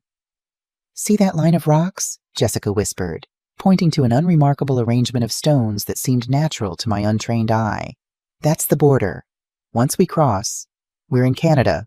Different jurisdiction, different pursuers. Gives us an advantage, at least temporarily." "Will they follow us?" Catherine asked, adjusting Chloe's hood against the morning chill. "Eventually," Jessica confirmed. "But international coordination takes time, even for organizations with their resources. That delay is what we're counting on." We crossed the invisible line between nations with no ceremony, no acknowledgement beyond Jessica's brief nod of satisfaction. The forest on the Canadian side looked identical, the same pines, the same underbrush, the same birdsong. Yet knowing we had left American soil created a psychological shift I couldn't quite articulate. Another hour of hiking brought us to a narrow dirt road where a nondescript SUV waited, partially concealed by overhanging branches. A man leaned against the vehicle, straightening as we approached. Jessica raised her hand in greeting, and he responded with a casual salute that suggested military background. "This is Marcus," Jessica introduced briefly. "He'll drive the first leg. No questions. Please."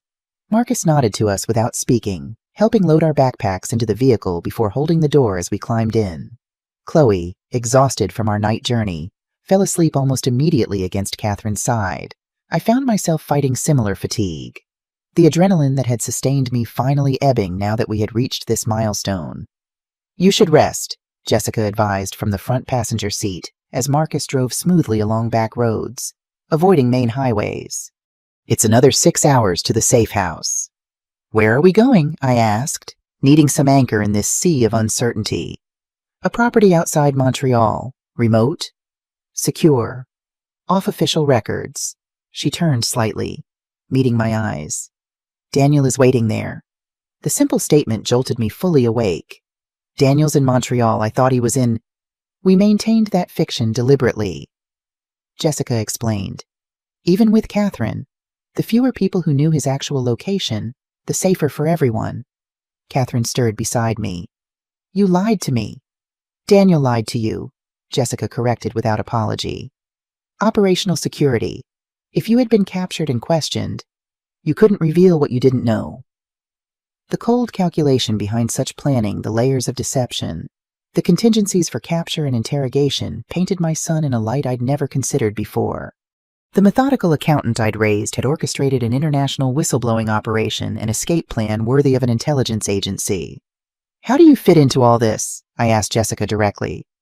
"After 20 years of silence, you suddenly appear as Daniel's trusted contact." Something flickered across her face, regret, perhaps, or simply recognition of the complexity of her role. "It wasn't sudden.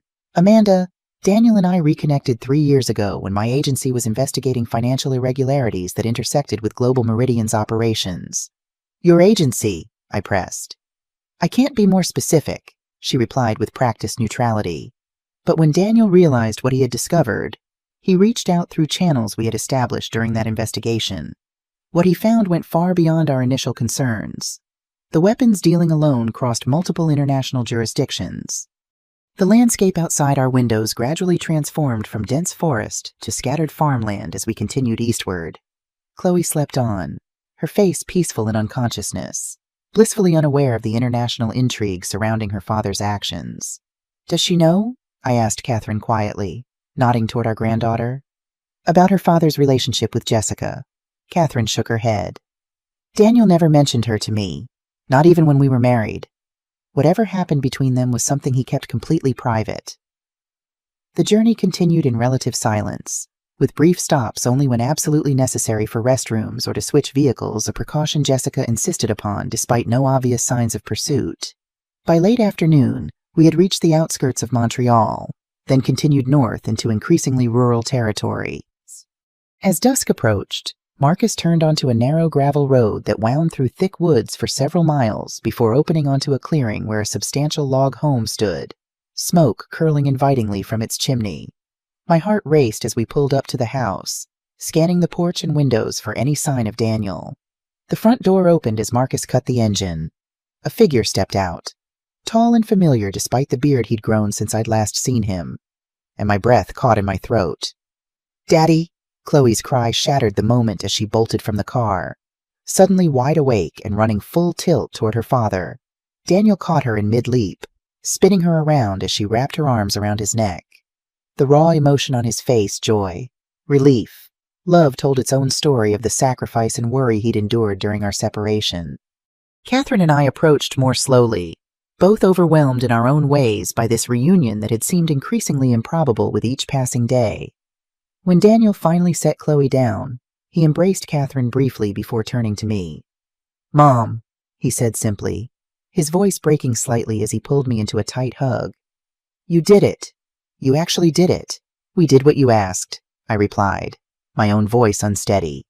"Though your instructions could have been a bit more detailed." A surprised laugh escaped him, the first genuine moment of lightness in this entire ordeal.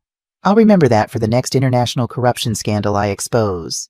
Inside, The house revealed itself to be both comfortable and strategically designed, large windows offering clear sight lines to all approaches, multiple exit points, a basement level that could serve as a bunker if needed. Someone had prepared for our arrival with homemade soup simmering on the stove and beds made up with fresh linens. After Chloe had been fed, bathed, and settled into a bedroom with both parents taking turns telling her bedtime stories, Daniel, Jessica, and I gathered in the main room. The weight of unanswered questions hung between us, demanding address now that the immediate crisis of our escape had been resolved. "I owe you both explanations," Daniel acknowledged, pouring 3 glasses of whiskey and passing them around. "Where to begin?" "The beginning would be traditional," I suggested, taking a seat by the fire. "How did a financial director at an investment firm stumble onto international crime that warranted all this?" I gestured around us at our current circumstance. Daniel sighed, the sound carrying the burden of months of secrets. "It started with discrepancies in our humanitarian investment fund, small inconsistencies that wouldn't trigger standard audits, but caught my attention because of their pattern. When I investigated, I found a shadow accounting system tracking the actual movement of funds to entities on international terrorism watch lists. And instead of walking away, you dug deeper," Jessica added, her tone suggesting both admiration and exasperation. "I couldn't just ignore it," Daniel defended. "Once I understood what was happening, that Global Meridian was using humanitarian aid as cover for weapons deals in conflict zones, that we were essentially profiting from both causing and alleviating suffering, I had to document everything. At extraordinary risk to yourself," I observed, "and ultimately to us." His expression clouded with guilt. "I never intended to involve either of you. The plan was to compile the evidence, secure it off-site, then deliver it to Thomas Reynolds myself before disappearing. But they started watching me too closely.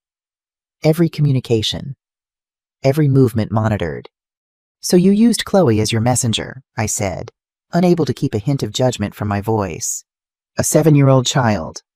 "It was Jessica's suggestion," he admitted, glancing toward her. "Children are often invisible in security calculations. No one would suspect I'd entrust critical information to my daughter." Jessica met my questioning gaze directly. "It was the safest option among bad choices. Amanda, these people had already killed the CFO when he raised questions about certain transactions. Daniel was next on their list. They were just gathering replacement options before eliminating him." The blunt assessment sent a chill through me despite the fire's warmth. "And now what happens now that the evidence is public, that arrests are being made?" Daniel and Jessica exchanged a look that communicated volumes about shared knowledge. "We've dealt a significant blow," Daniel explained carefully. "But what you've seen in the news represents only the most visible players. There are others, government officials, intelligence assets, military contractors whose names weren't in the files I leaked because their connections were too well obscured. Meaning we're still in danger," I concluded. "Meaning we need to disappear," he corrected gently. "All of us. New identities, new location, new lives. At least until the full investigation concludes and all principals are accounted for." The magnitude of this statement, the complete abandonment of our former lives, settled over me like a physical weight.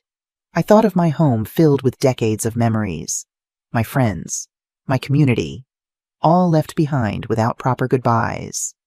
"For how long?" I asked, the question that had haunted me since Catherine's arrival at the cabin. Daniel and Jessica exchanged another glance before he answered. "Minimum of 2 years, possibly longer." 2 years, I repeated, the number simultaneously shocking and yet somehow less devastating than the forever I had feared. "And then, best case scenario, the investigation concludes successfully, all major players are prosecuted, and we can return with reasonable safety measures," Jessica outlined. "Worst case, the corruption proves too deeply embedded, too protected by powerful interests, and a return becomes too dangerous to risk." I absorbed this assessment, searching for the right question among the hundreds swirling in my mind. "Where will we go?" "New Zealand," Daniel answered. "Remote enough to be secure, stable government, English-speaking, good educational system for Chloe." His expression softened. "We've secured a small farm property, nothing extravagant, but comfortable. Room for all of us. All of us, including Catherine," I couldn't help asking, glancing toward the hallway where she was still with Chloe. "That's her choice," Daniel replied carefully. But yes, arrangements have been made if she chooses to come. Chloe needs both her parents now more than ever. I nodded, understanding the priority of keeping their daughter's world as stable as possible, despite everything else that had changed. And Jessica, I asked, turning toward her. I'll oversee the transition, she answered. Ensure the new identities hold, that you're safely established. Then I returned to my work.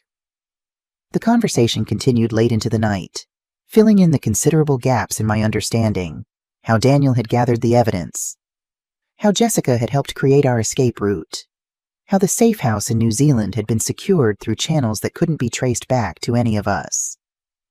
As midnight approached, exhaustion finally claimed me. Daniel showed me to a comfortable bedroom, lingering at the door as I prepared to close it. I never properly thanked you, he said quietly. What you did protecting Chloe, delivering the evidence, evading professional pursuers, it was extraordinary. I'm her grandmother, I replied simply. And your mother?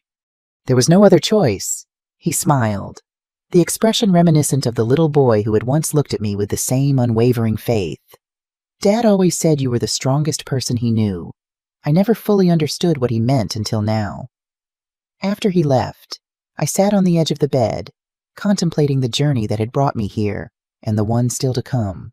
2 years minimum in a foreign country, living under an assumed identity, leaving behind everything familiar, a complete reinvention at 68 years old.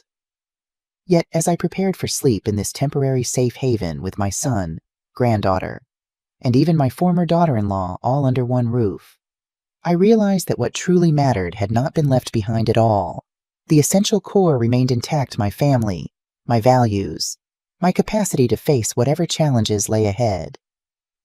From that first whispered warning in the airport, "He's gone, we need to leave now," to this moment of temporary sanctuary, I had been transformed not just by circumstances beyond my control, but by my own choices in response to those circumstances. I had discovered capabilities I never knew I possessed, courage I had never needed to test, and a resolve that would now carry us forward into our uncertain future. Whatever waited in New Zealand, whatever new life we would build there, I would face it with the same determination that had brought us safely to this moment. Not just a grandmother protecting her family, but a woman who had stared down danger and found herself equal to its challenge. A woman who had heard a child's warning and changed everything. The next morning dawned clear and bright, the kind of crystalline Canadian spring day that made our circumstances seem all the more surreal. At breakfast, Jessica laid out the timeline for our transition to New Zealand. "We'll stay here 1 week," she explained, spreading maps and documents across the kitchen table. "That gives us time to finalize your new documentation and for the initial media frenzy around Global Meridian to settle. We've arranged transport through diplomatic channels, fewer questions. Minimal paper trail." "Diplomatic channels?" I raised an eyebrow. "Just how high level is your agency?" She smiled thinly. "High enough. The New Zealand property is ready.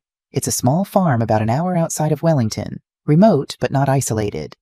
Previous owners were a British couple who retired there 15 years ago and recently decided to return to England for family reasons.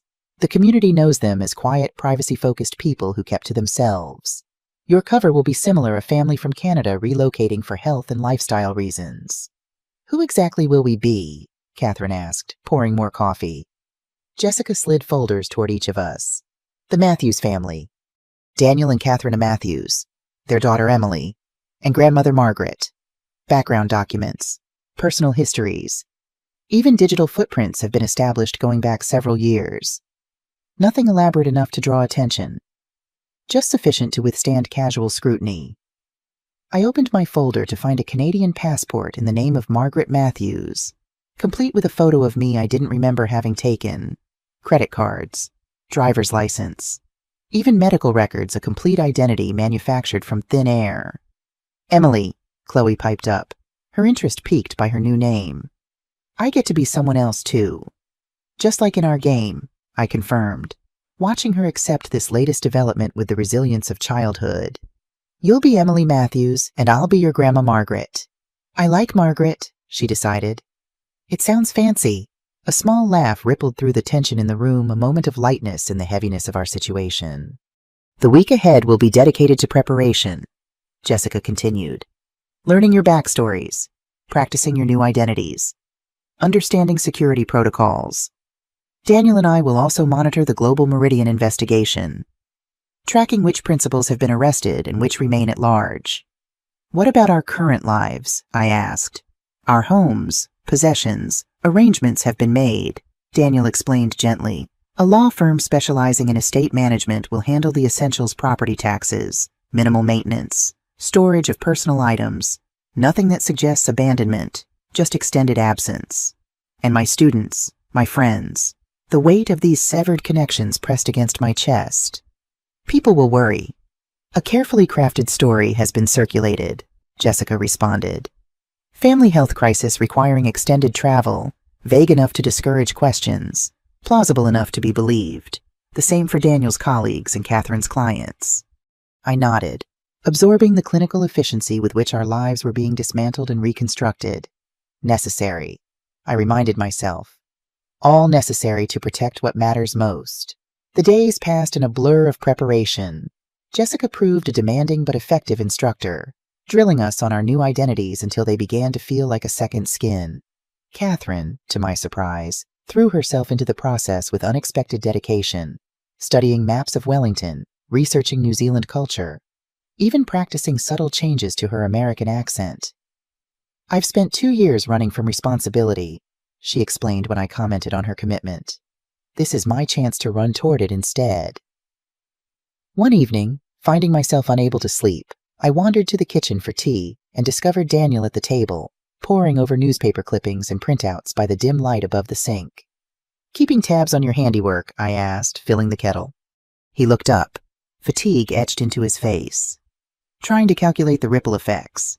17 executives arrested so far. The CEO cut a deal, rolled on several board members, 3 senators and a federal judge implicated, assets frozen across 9 countries.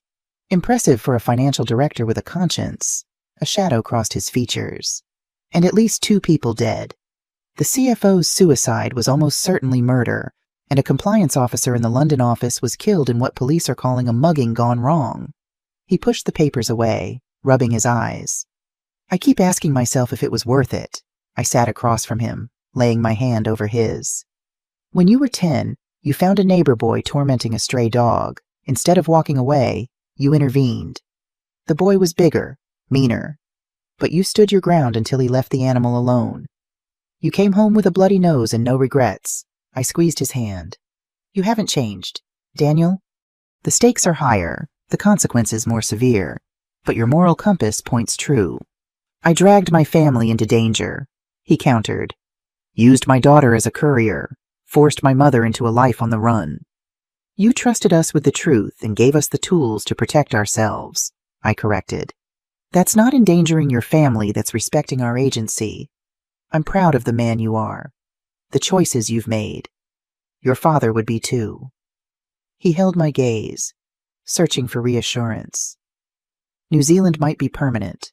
Mom, 2 years could become forever. Then we'll make a good life there, I said simply. Chloe will grow up with both parents. You'll find meaningful work that doesn't compromise your ethics. Catherine might rediscover what made her choose your family in the first place. And I'll enjoy my grandmotherhood in a beautiful country I never expected to visit. There are worse fates. A small smile softened his worried expression. When did you become so adaptable? Around the time my granddaughter whispered that we needed to leave the airport, I replied. Necessity is quite the teacher.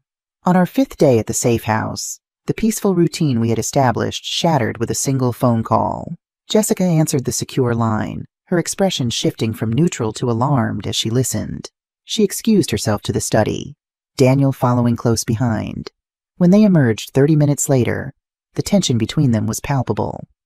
What's happened? I asked, setting aside the book of New Zealand birds I'd been showing Chloe. Jessica glanced at Daniel before answering.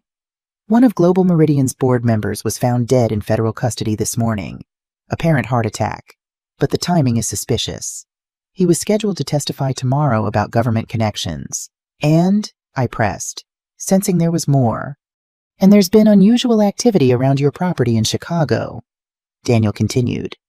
Surveillance vehicles, men posing as utility workers. They're looking for us. specifically for the source of the leak. The FBI has identified and arrested several private contractors, but we believe there's a more organized effort underway. Is our departure still secure? Catherine asked, drawing Chloe protectively closer to her side. That's the issue, Jessica said carefully. Our transport is scheduled for 3 days from now, but given these developments, I'm concerned the window may be closing faster than anticipated. My recommendation is to accelerate leave tomorrow night. Can that be arranged? I asked. Yes, but with complications. Jessica's gaze shifted to Chloe, then back to the adults. The diplomatic channel I mentioned requires splitting up, 2 separate transport methods, 2 separate routes to New Zealand. The implication hung heavy in the air. Daniel voiced it first. You want us to separate our family? Again. Jessica nodded grimly. The diplomatic flight can only accommodate 2 passengers without raising flags. The alternate route takes longer, but is equally secure. Which is which? Catherine asked, her arm still around Chloe's shoulders. The diplomatic flight leaves from Ottawa tomorrow night, Jessica explained. The alternative is a cargo ship departing from Vancouver the following day, 3 weeks at sea, but completely off the radar. How do we divide? I asked, though I already suspected the answer. Catherine and Chloe should take the diplomatic flight, Jessica said. You and Daniel, the cargo ship. Absolutely not. Daniel's voice was steel. I won't separate from my daughter again. It's not ideal, Jessica acknowledged, but strategically sound. If they're hunting the whistleblower, they're hunting you specifically. Catherine and Chloe make a less obvious target. And if they're using Chloe to get to me, she'd be safer with me. She'd be safer reaching New Zealand as quickly as possible, Jessica countered. 3 weeks on a cargo ship increases exposure time. The debate continued, growing increasingly heated until I noticed Chloe's wide eyes taking in every word. I caught Catherine's attention, nodding toward the child, understanding immediately. She whispered something in Chloe's ear and led her from the room. This isn't getting us anywhere, I interrupted once they were gone. Jessica, if we accelerate to tomorrow, can you guarantee both routes are secure? As secure as possible given the circumstances, she replied. Nothing is without risk. I turned to Daniel. Then the question becomes which arrangement keeps Chloe safest and gets all of us to New Zealand intact. I don't want to lose another 3 weeks with my daughter, Daniel said, the pain in his voice unmistakable. I've already missed so much. Consider it from her perspective, I suggested gently. A diplomatic flight with her mother, someone she's just reconnected with, or 3 weeks on a cargo ship with limited facilities, seasickness, and confined quarters. Daniel's shoulders slumped slightly as the logic penetrated. She'd be miserable on the ship. And Catherine, I pressed, this is a chance for her to step up, to be the mother Chloe needs, to rebuild their relationship during a crisis, rather than returning to their previous pattern once this is over. Jessica watched our exchange with calculating eyes, letting the family dynamics play out without interference. You think Catherine and Chloe should take the diplomatic flight, Daniel concluded, and we take the ship. I nodded. I think it's the option that serves Chloe best, and ultimately, isn't that what matters most? The fight seemed to drain from him. What about you, Mom? 3 weeks on a cargo ship at your age isn't exactly a luxury cruise.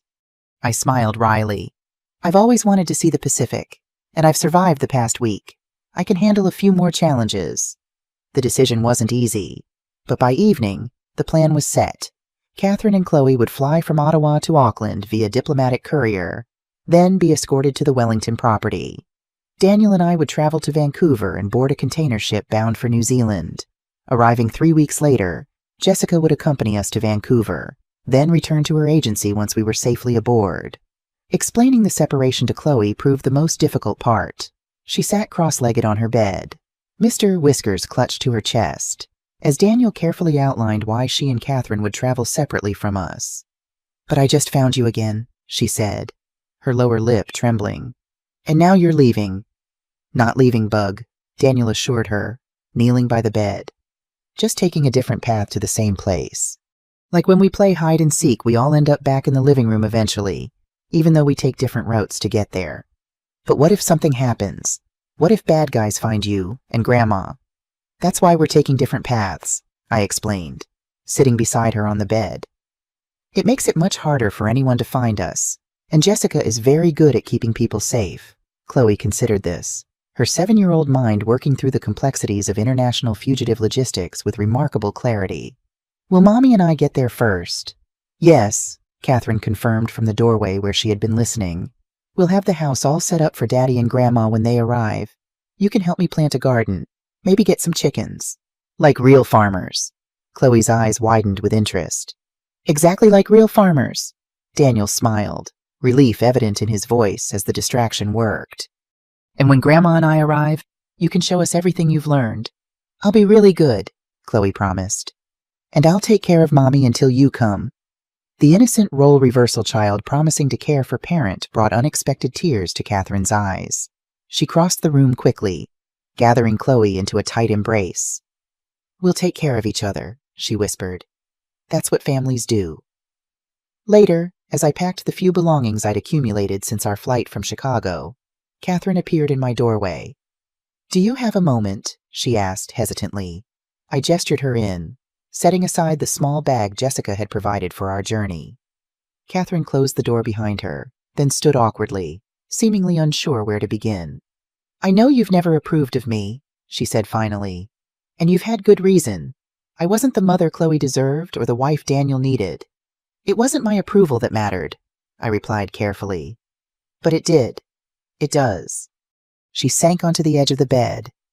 And now you're entrusting me with Chloe for 3 weeks alone in a foreign country, establishing a new life. Why after everything I've done or failed to do? I considered her question, recognizing the genuine uncertainty beneath it. Because you're here now. Because when Daniel reached out, you didn't hesitate. You left your carefully constructed new life and walked into danger for your daughter. I paused. And because I've seen how you look at her not as an obligation or an accessory, but as someone essential to your being. I've made so many mistakes, Catherine whispered. Parenthood is nothing but mistakes interrupted by moments of accidental brilliance, I offered with a small smile. The only unforgivable error is refusing to learn from them. You have a chance to build something new with Chloe, something better. I believe you'll take it. And if I fail again, then you'll try again, I said simply. That's what mothers do. She nodded, absorbing this, then reached into her pocket and pulled out a small object, a tarnished silver locket on a delicate chain. I found this among Chloe's things. She said you gave it to her on her last birthday. I recognized the necklace immediately, a family heirloom I'd received from my grandmother, then passed to Chloe with stories of the strong women in our lineage. It belongs to her now, I confirmed. She wants me to wear it until we reach New Zealand, Catherine explained. To keep me safe on our journey, I told her I'd ask your permission first. The gesture, both Chloe's offer and Catherine's respect for its significance, touched me deeply. I think that's perfectly appropriate. It's meant to travel through the women in our family. Catherine's eyes widened slightly at the implicit inclusion. She slipped the chain over her head, tucking the locket beneath her shirt. I won't let you down. Amanda, not again. Not either of you. I know, I said, and realized I genuinely believed it. Our departure from the safe house occurred under cover of darkness, the pre-dawn hours shrouding our movements as we loaded into 2 separate vehicles. The goodbyes were brief, necessarily so. Prolonged farewells would only make the separation harder for Chloe. I held my granddaughter tightly, inhaling the sweet scent of her hair, committing to memory the feel of her small arms around my neck. Be brave for just a little longer, I whispered. Grandma Margaret and Daddy will see you in New Zealand before you know it. She nodded against my shoulder. I'll take care of the chickens until you get there. I'm counting on it. I released her reluctantly, watching as she moved to Daniel for their goodbye. Their embrace lasted longer, Daniel kneeling to her level, whispering private words that brought both tears and smiles to her face. Biao-chan. He pressed something into her hand, a small carved wooden bird I recognized as one his father had made decades ago. A piece of the real Daniel Wilson for Emily Matthews to carry into her new life. Catherine's goodbye to Daniel was more reserved but not without emotion. A tentative hug that spoke of past wounds and cautious hope for healing. When she turned to me, however, she surprised us both by pulling me into a fierce embrace. Thank you, she murmured against my ear. For everything. We'll be waiting when you arrive. Then they were gone, Catherine and Chloe climbing into the SUV with Marcus at the wheel, heading east toward Ottawa and the diplomatic flight that would speed them to safety. I watched the taillights disappear down the gravel road, fighting the irrational fear that I might never see them again. Daniel's hand settled on my shoulder. They'll be fine. Marcus is good, and Jessica's diplomatic contacts are solid. They'll reach New Zealand safely. I covered his hand with mine. I know. It's the grandmother in me always worrying. And the grandmother in you has kept us all alive this far. He reminded me. Now we just have to get ourselves to Vancouver. Our journey west was less direct. Jessica drove, taking secondary roads and switching vehicles twice before we reached Toronto. There we boarded a commercial flight to Vancouver, risky, but calculated. According to Jessica, the last place our pursuers would expect to find us was hiding in plain sight on a domestic Canadian flight using our original identities. The search would focus on international departures and border crossings. She was right. We passed through security without incident, boarded the plane, and spent 5 uneventful hours crossing the vast Canadian interior. By evening, we had reached Vancouver and checked into a modest hotel near the harbor district. The cargo ship departs tomorrow at 4 p.m., Jessica informed us as we ate takeout Chinese food in Daniel's room. The captain is aware of your situation, not the details, just that you need discreet passage. You'll be registered as shipping consultants conducting an efficiency study during the voyage. The crew won't question your presence. And once we arrive in New Zealand, I asked, a contact will meet you at port, drive you to Wellington. Catherine and Chloe should be well established by then. 3 weeks is plenty of time to set up your new life. Daniel pushed his food around absently. Any updates on the investigation? Jessica's expression tightened. The dead board member was definitely murdered. Toxicology found a compound that induces heart attacks but metabolizes quickly, nearly undetectable unless you know what to look for. And the government connections. Unraveling slowly. 3 mid-level officials at the State Department have been placed on administrative leave. A Deputy Assistant Secretary of Defense resigned suddenly. The Vice President's Chief of Staff is facing questions about consultancy payments from a Global Meridian subsidiary. So it's working? I observed. The truth is coming out despite their efforts to contain it. Yes and no, Jessica replied. The corporate side is being dismantled efficiently. The government side. There are powerful forces working to limit the damage. Classified information privileges invoked. National security exceptions granted. She met Daniel's gaze directly. You struck a significant blow, but systems this entrenched don't collapse easily. As long as the weapons deals stop, Daniel said firmly. As long as they can't continue using humanitarian aid as cover for arming conflicts. That part is done, Jessica confirmed. Too much scrutiny now. Too many eyes watching. Global Meridian itself won't survive this. It's being dismantled by regulators as we speak. Then it was worth it, Daniel said softly. Whatever happens next, that part was worth it. Sleep came fitfully that night, my dreams filled with images of Chloe boarding planes that never landed, Catherine opening doors to empty rooms, Daniel disappearing into shadows. I woke before dawn, abandoning the attempt at rest, and found my son already sitting by the window of our adjoining room, watching the harbor lights reflect on the water. Couldn't sleep either, I asked, joining him. He shook his head. Wondering if I'll ever stop looking over my shoulder. If any of us will. Eventually, I assured him. Humans are remarkably adaptable creatures. Even hypervigilance fades with sufficient safety and time. Is that the history teacher speaking? The history teacher who became a fugitive at 68, I confirmed with a wry smile. If I can adapt to this, we can all adapt to New Zealand. We spent the morning in the hotel, Jessica deeming it safer than wandering the city. By early afternoon, we had checked out and were heading toward the commercial harbor where our ship awaited the Pacific Venture, a container vessel making regular runs between North America and Australia with a stop in New Zealand. The ship was massive, towering above the dock like a floating city of metal and machinery. Jessica led us through security with practiced efficiency, our consultant credentials accepted without question. At the gangway, she handed us each a folder containing final documents and instructions. This is where I leave you, she said, her professional demeanor slipping just slightly to reveal genuine concern. The captain knows to keep your presence low profile. Stick to your quarters except for meals and brief exercise on deck. Avoid details about your background if you speak with the crew. Daniel shook her hand formally, then, seeming to reconsider, pulled her into a brief embrace. Thank you, Jess, for everything. I don't know how I'll ever repay this. Stay alive and keep that evidence flowing to the right authorities, she replied. That's repayment enough. She turned to me, extending her hand. Amanda, it's been an honor working with you. Daniel wasn't exaggerating your capabilities. I took her hand, then impulsively drew her into a hug as well. Take care of yourself, Jessica, and if you're ever in New Zealand... A ghost of a smile crossed her features. I know where to find you. She stepped back, resuming her professional stance. The ship departs in 30 minutes. You should board now.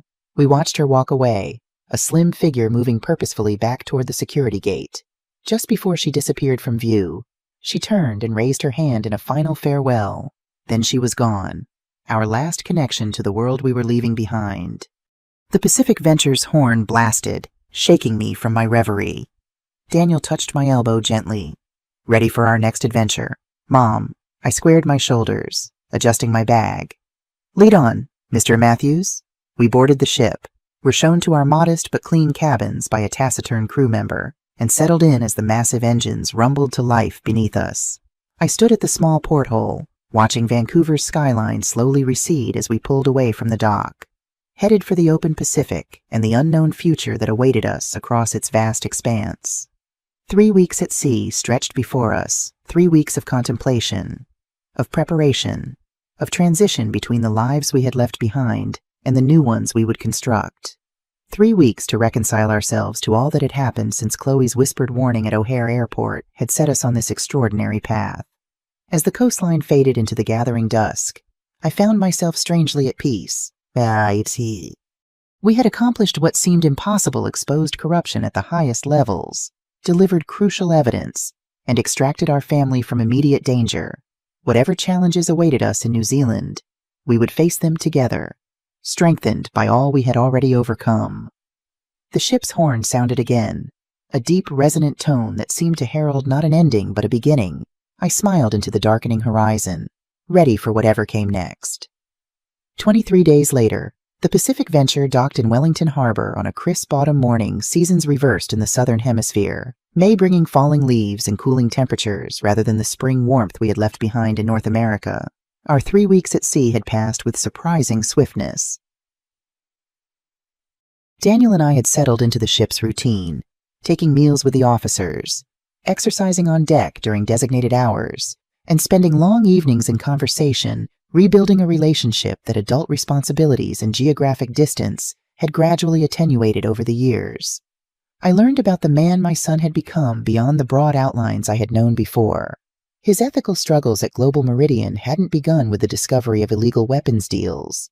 They had been building for years as he witnessed smaller compromises, gradual ethical erosions that eventually led to the massive corruption he exposed. He, in turn, listened as I shared perspectives from my decades of teaching history, patterns of power and resistance, corruption and reform that had repeated throughout human civilization. We found common ground in our belief that individual conscience mattered, that single voices raised against injustice could catalyze meaningful change, even at great personal cost. Now, standing at this rail as New Zealand's green hills came into focus, I felt both trepidation and anticipation. Somewhere on those hills, Catherine and Chloe waited in what would become our home, a home none of us had chosen, but all would share. Nervous? Daniel asked, joining me at the railing. Curious, I corrected. I've never started over at my age. It's rather like being handed a blank journal when you thought you'd nearly filled the book. You'll write a compelling new chapter, he assured me. We all will. As promised, a contact met us at the dock, a weathered Kiwi in his 50s who introduced himself only as Murray. He loaded our minimal luggage into a mud-splattered Land Rover and drove us through Wellington's winding streets, then out into the surrounding countryside. The missus and little one arrived safe and sound 3 weeks back, he informed us as we climbed into the hills. Settling in nicely from what I've seen. The girls already made friends with my granddaughter similar age. Those two... Have there been any... concerns? Daniel asked carefully. Any unusual interest in their arrival? Murray shook his head. Nothing out of ordinary. We're used to foreigners buying property around here, Americans. British, Germans looking for their piece of paradise. Your family fits the pattern. Foreign accent, good manners, keeping to themselves but friendly enough when approached. He glanced at us in the rearview mirror. The story about relocating for the missus's health works well. Plenty of folks move here for clean air and slower pace. An hour later, we turned onto a gravel road that wound through rolling pastures dotted with sheep. After about 2 miles, a modest farmhouse came into view, nestled against a stand of native trees with mountains rising majestically in the background. Smoke curled from the chimney, and a small garden had been freshly planted along the southern wall. My heart quickened as we approached. This was it, our new home, our new beginning. The front door flew open before the Land Rover had fully stopped. "Chloe, no." Emily now raced down the steps, her face alight with joy. "They're here! They're here!" she shouted over her shoulder before sprinting toward us. Daniel was out of the vehicle in an instant, catching his daughter as she launched herself into his arms. I followed more slowly, emotion tightening my throat as I watched their reunion. Catherine appeared in the doorway, wiping her hands on an apron, her face showing relief and something else pride, perhaps, in what she had accomplished during our separation.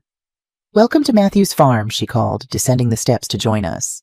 "Emily and I have been counting the days." Chloe wiggled free from Daniel's embrace and ran to me, wrapping her arms around my waist. "Grandma Margaret, we have chickens, 6 of them. And I've been helping Mommy in the garden. And I started school. And there's a girl named Lucy who lives down the road. And slow down, Bug," Catherine laughed, joining our circle. "They just arrived. There's plenty of time to share everything." I hugged Chloe tightly, then looked up to meet Catherine's eyes. "You've done well," I said softly. "We've done well," she corrected, including Chloe in her gesture. Together. Murray unloaded our bags and declined our invitation to stay for tea, citing other deliveries. As his Land Rover disappeared down the drive, the 4 of us stood for a moment, taking in the reality of our reunion and our new circumstances. "Well," Daniel said finally, "aren't you going to show us our new home?" Chloe grabbed his hand in mine, tugging us toward the house. "I'll show you everything. My room has stars on the ceiling, and there's a creek behind the trees where frogs live, and the chickens have names." Catherine fell into step beside me as Chloe pulled us forward. "It's been a remarkable 3 weeks," she murmured. "She's thriving here. Amanda, the fresh start, the freedom from secrecy. It's been good for her, for both of us." Inside, the farmhouse revealed itself to be comfortably furnished with a mix of practical pieces and homey touches that Catherine and Chloe had clearly added wildflowers in mason jars. Children's drawings taped to the refrigerator, a quilt draped over the back of the sofa. The scent of baking bread filled the air, and a pot of something savory simmered on the stove. "You've been busy," I observed, taking in the transformed space. "Emily is an excellent assistant," Catherine replied with a warm glance at her daughter. "And nesting has always been my coping mechanism. When I can't control circumstances, I control environments." Chloe led us on an enthusiastic tour of the property, her bedroom with glow-in-the-dark stars carefully arranged into constellations on the ceiling, the chicken coop where 6 hens scratched contentedly, the vegetable garden with its neat rows of seedlings, the creek where she had already constructed an elaborate fairy village from stones and bark. Daniel watched his daughter with undisguised joy, drinking in every detail of the life she and Catherine had begun building during our absence. I noticed Catherine watching him watch Chloe, something vulnerable and hopeful in her expression. Later, after a homecoming meal of New Zealand lamb and vegetables from the garden, after Chloe had been tucked into bed with promises of family adventures tomorrow, the 3 adults gathered in the living room. A fire crackled in the stone hearth, warding off the autumn chill, and Catherine poured glasses of local wine. "To new beginnings," she offered, raising her glass. "To family," Daniel amended, his eyes moving between us. "To truth," I added, completing our toast. "And its power to transform." We drank, then settled into a comfortable silence, each absorbed in private reflections on the journey that had brought us here. Finally, Catherine spoke. "I've been thinking about what happens next, after the immediate crisis passes, after the investigations conclude, whether we stay here permanently or eventually return to our old lives. And," Daniel prompted, "and I've realized it doesn't matter," she said simply. "Where we live, what names we use, those are details. What matters is that we're together, that Emily grows up with both parents, that we're building something honest and good." Daniel studied her, surprise evident in his expression. That's not what I expected you to say. Catherine smiled ruefully. I've changed. We all have. She glanced toward me. Some of us discovered strengths we didn't know we possessed. Others, like me, discovered priorities we'd forgotten. I let their conversation flow around me, sensing they needed this moment between them without my immediate input. Their relationship, whatever form it might take moving forward, would be essential to our new family structure. Eventually, fatigue from travel caught up with us, and we retired to our respective rooms, Daniel to the second bedroom, me to a converted study that Catherine and Chloe had prepared with loving attention to detail, including a vase of fresh wildflowers and a stack of local history books on the nightstand. As I settled into bed, I found myself reflecting on the extraordinary sequence of events that had transformed our lives. From that first whispered warning at the airport to this quiet farmhouse half a world away, we had traversed not just physical distance, but emotional and moral terrain as well. We had confronted corruption and danger. We had discovered reserves of courage and resilience we hadn't known we possessed. We had rebuilt fractured family bonds and forged new connections. Most importantly, we had preserved what mattered most, not possessions or status or comfortable routines, but truth, justice, and the family that gave those abstract principles their concrete significance in our lives.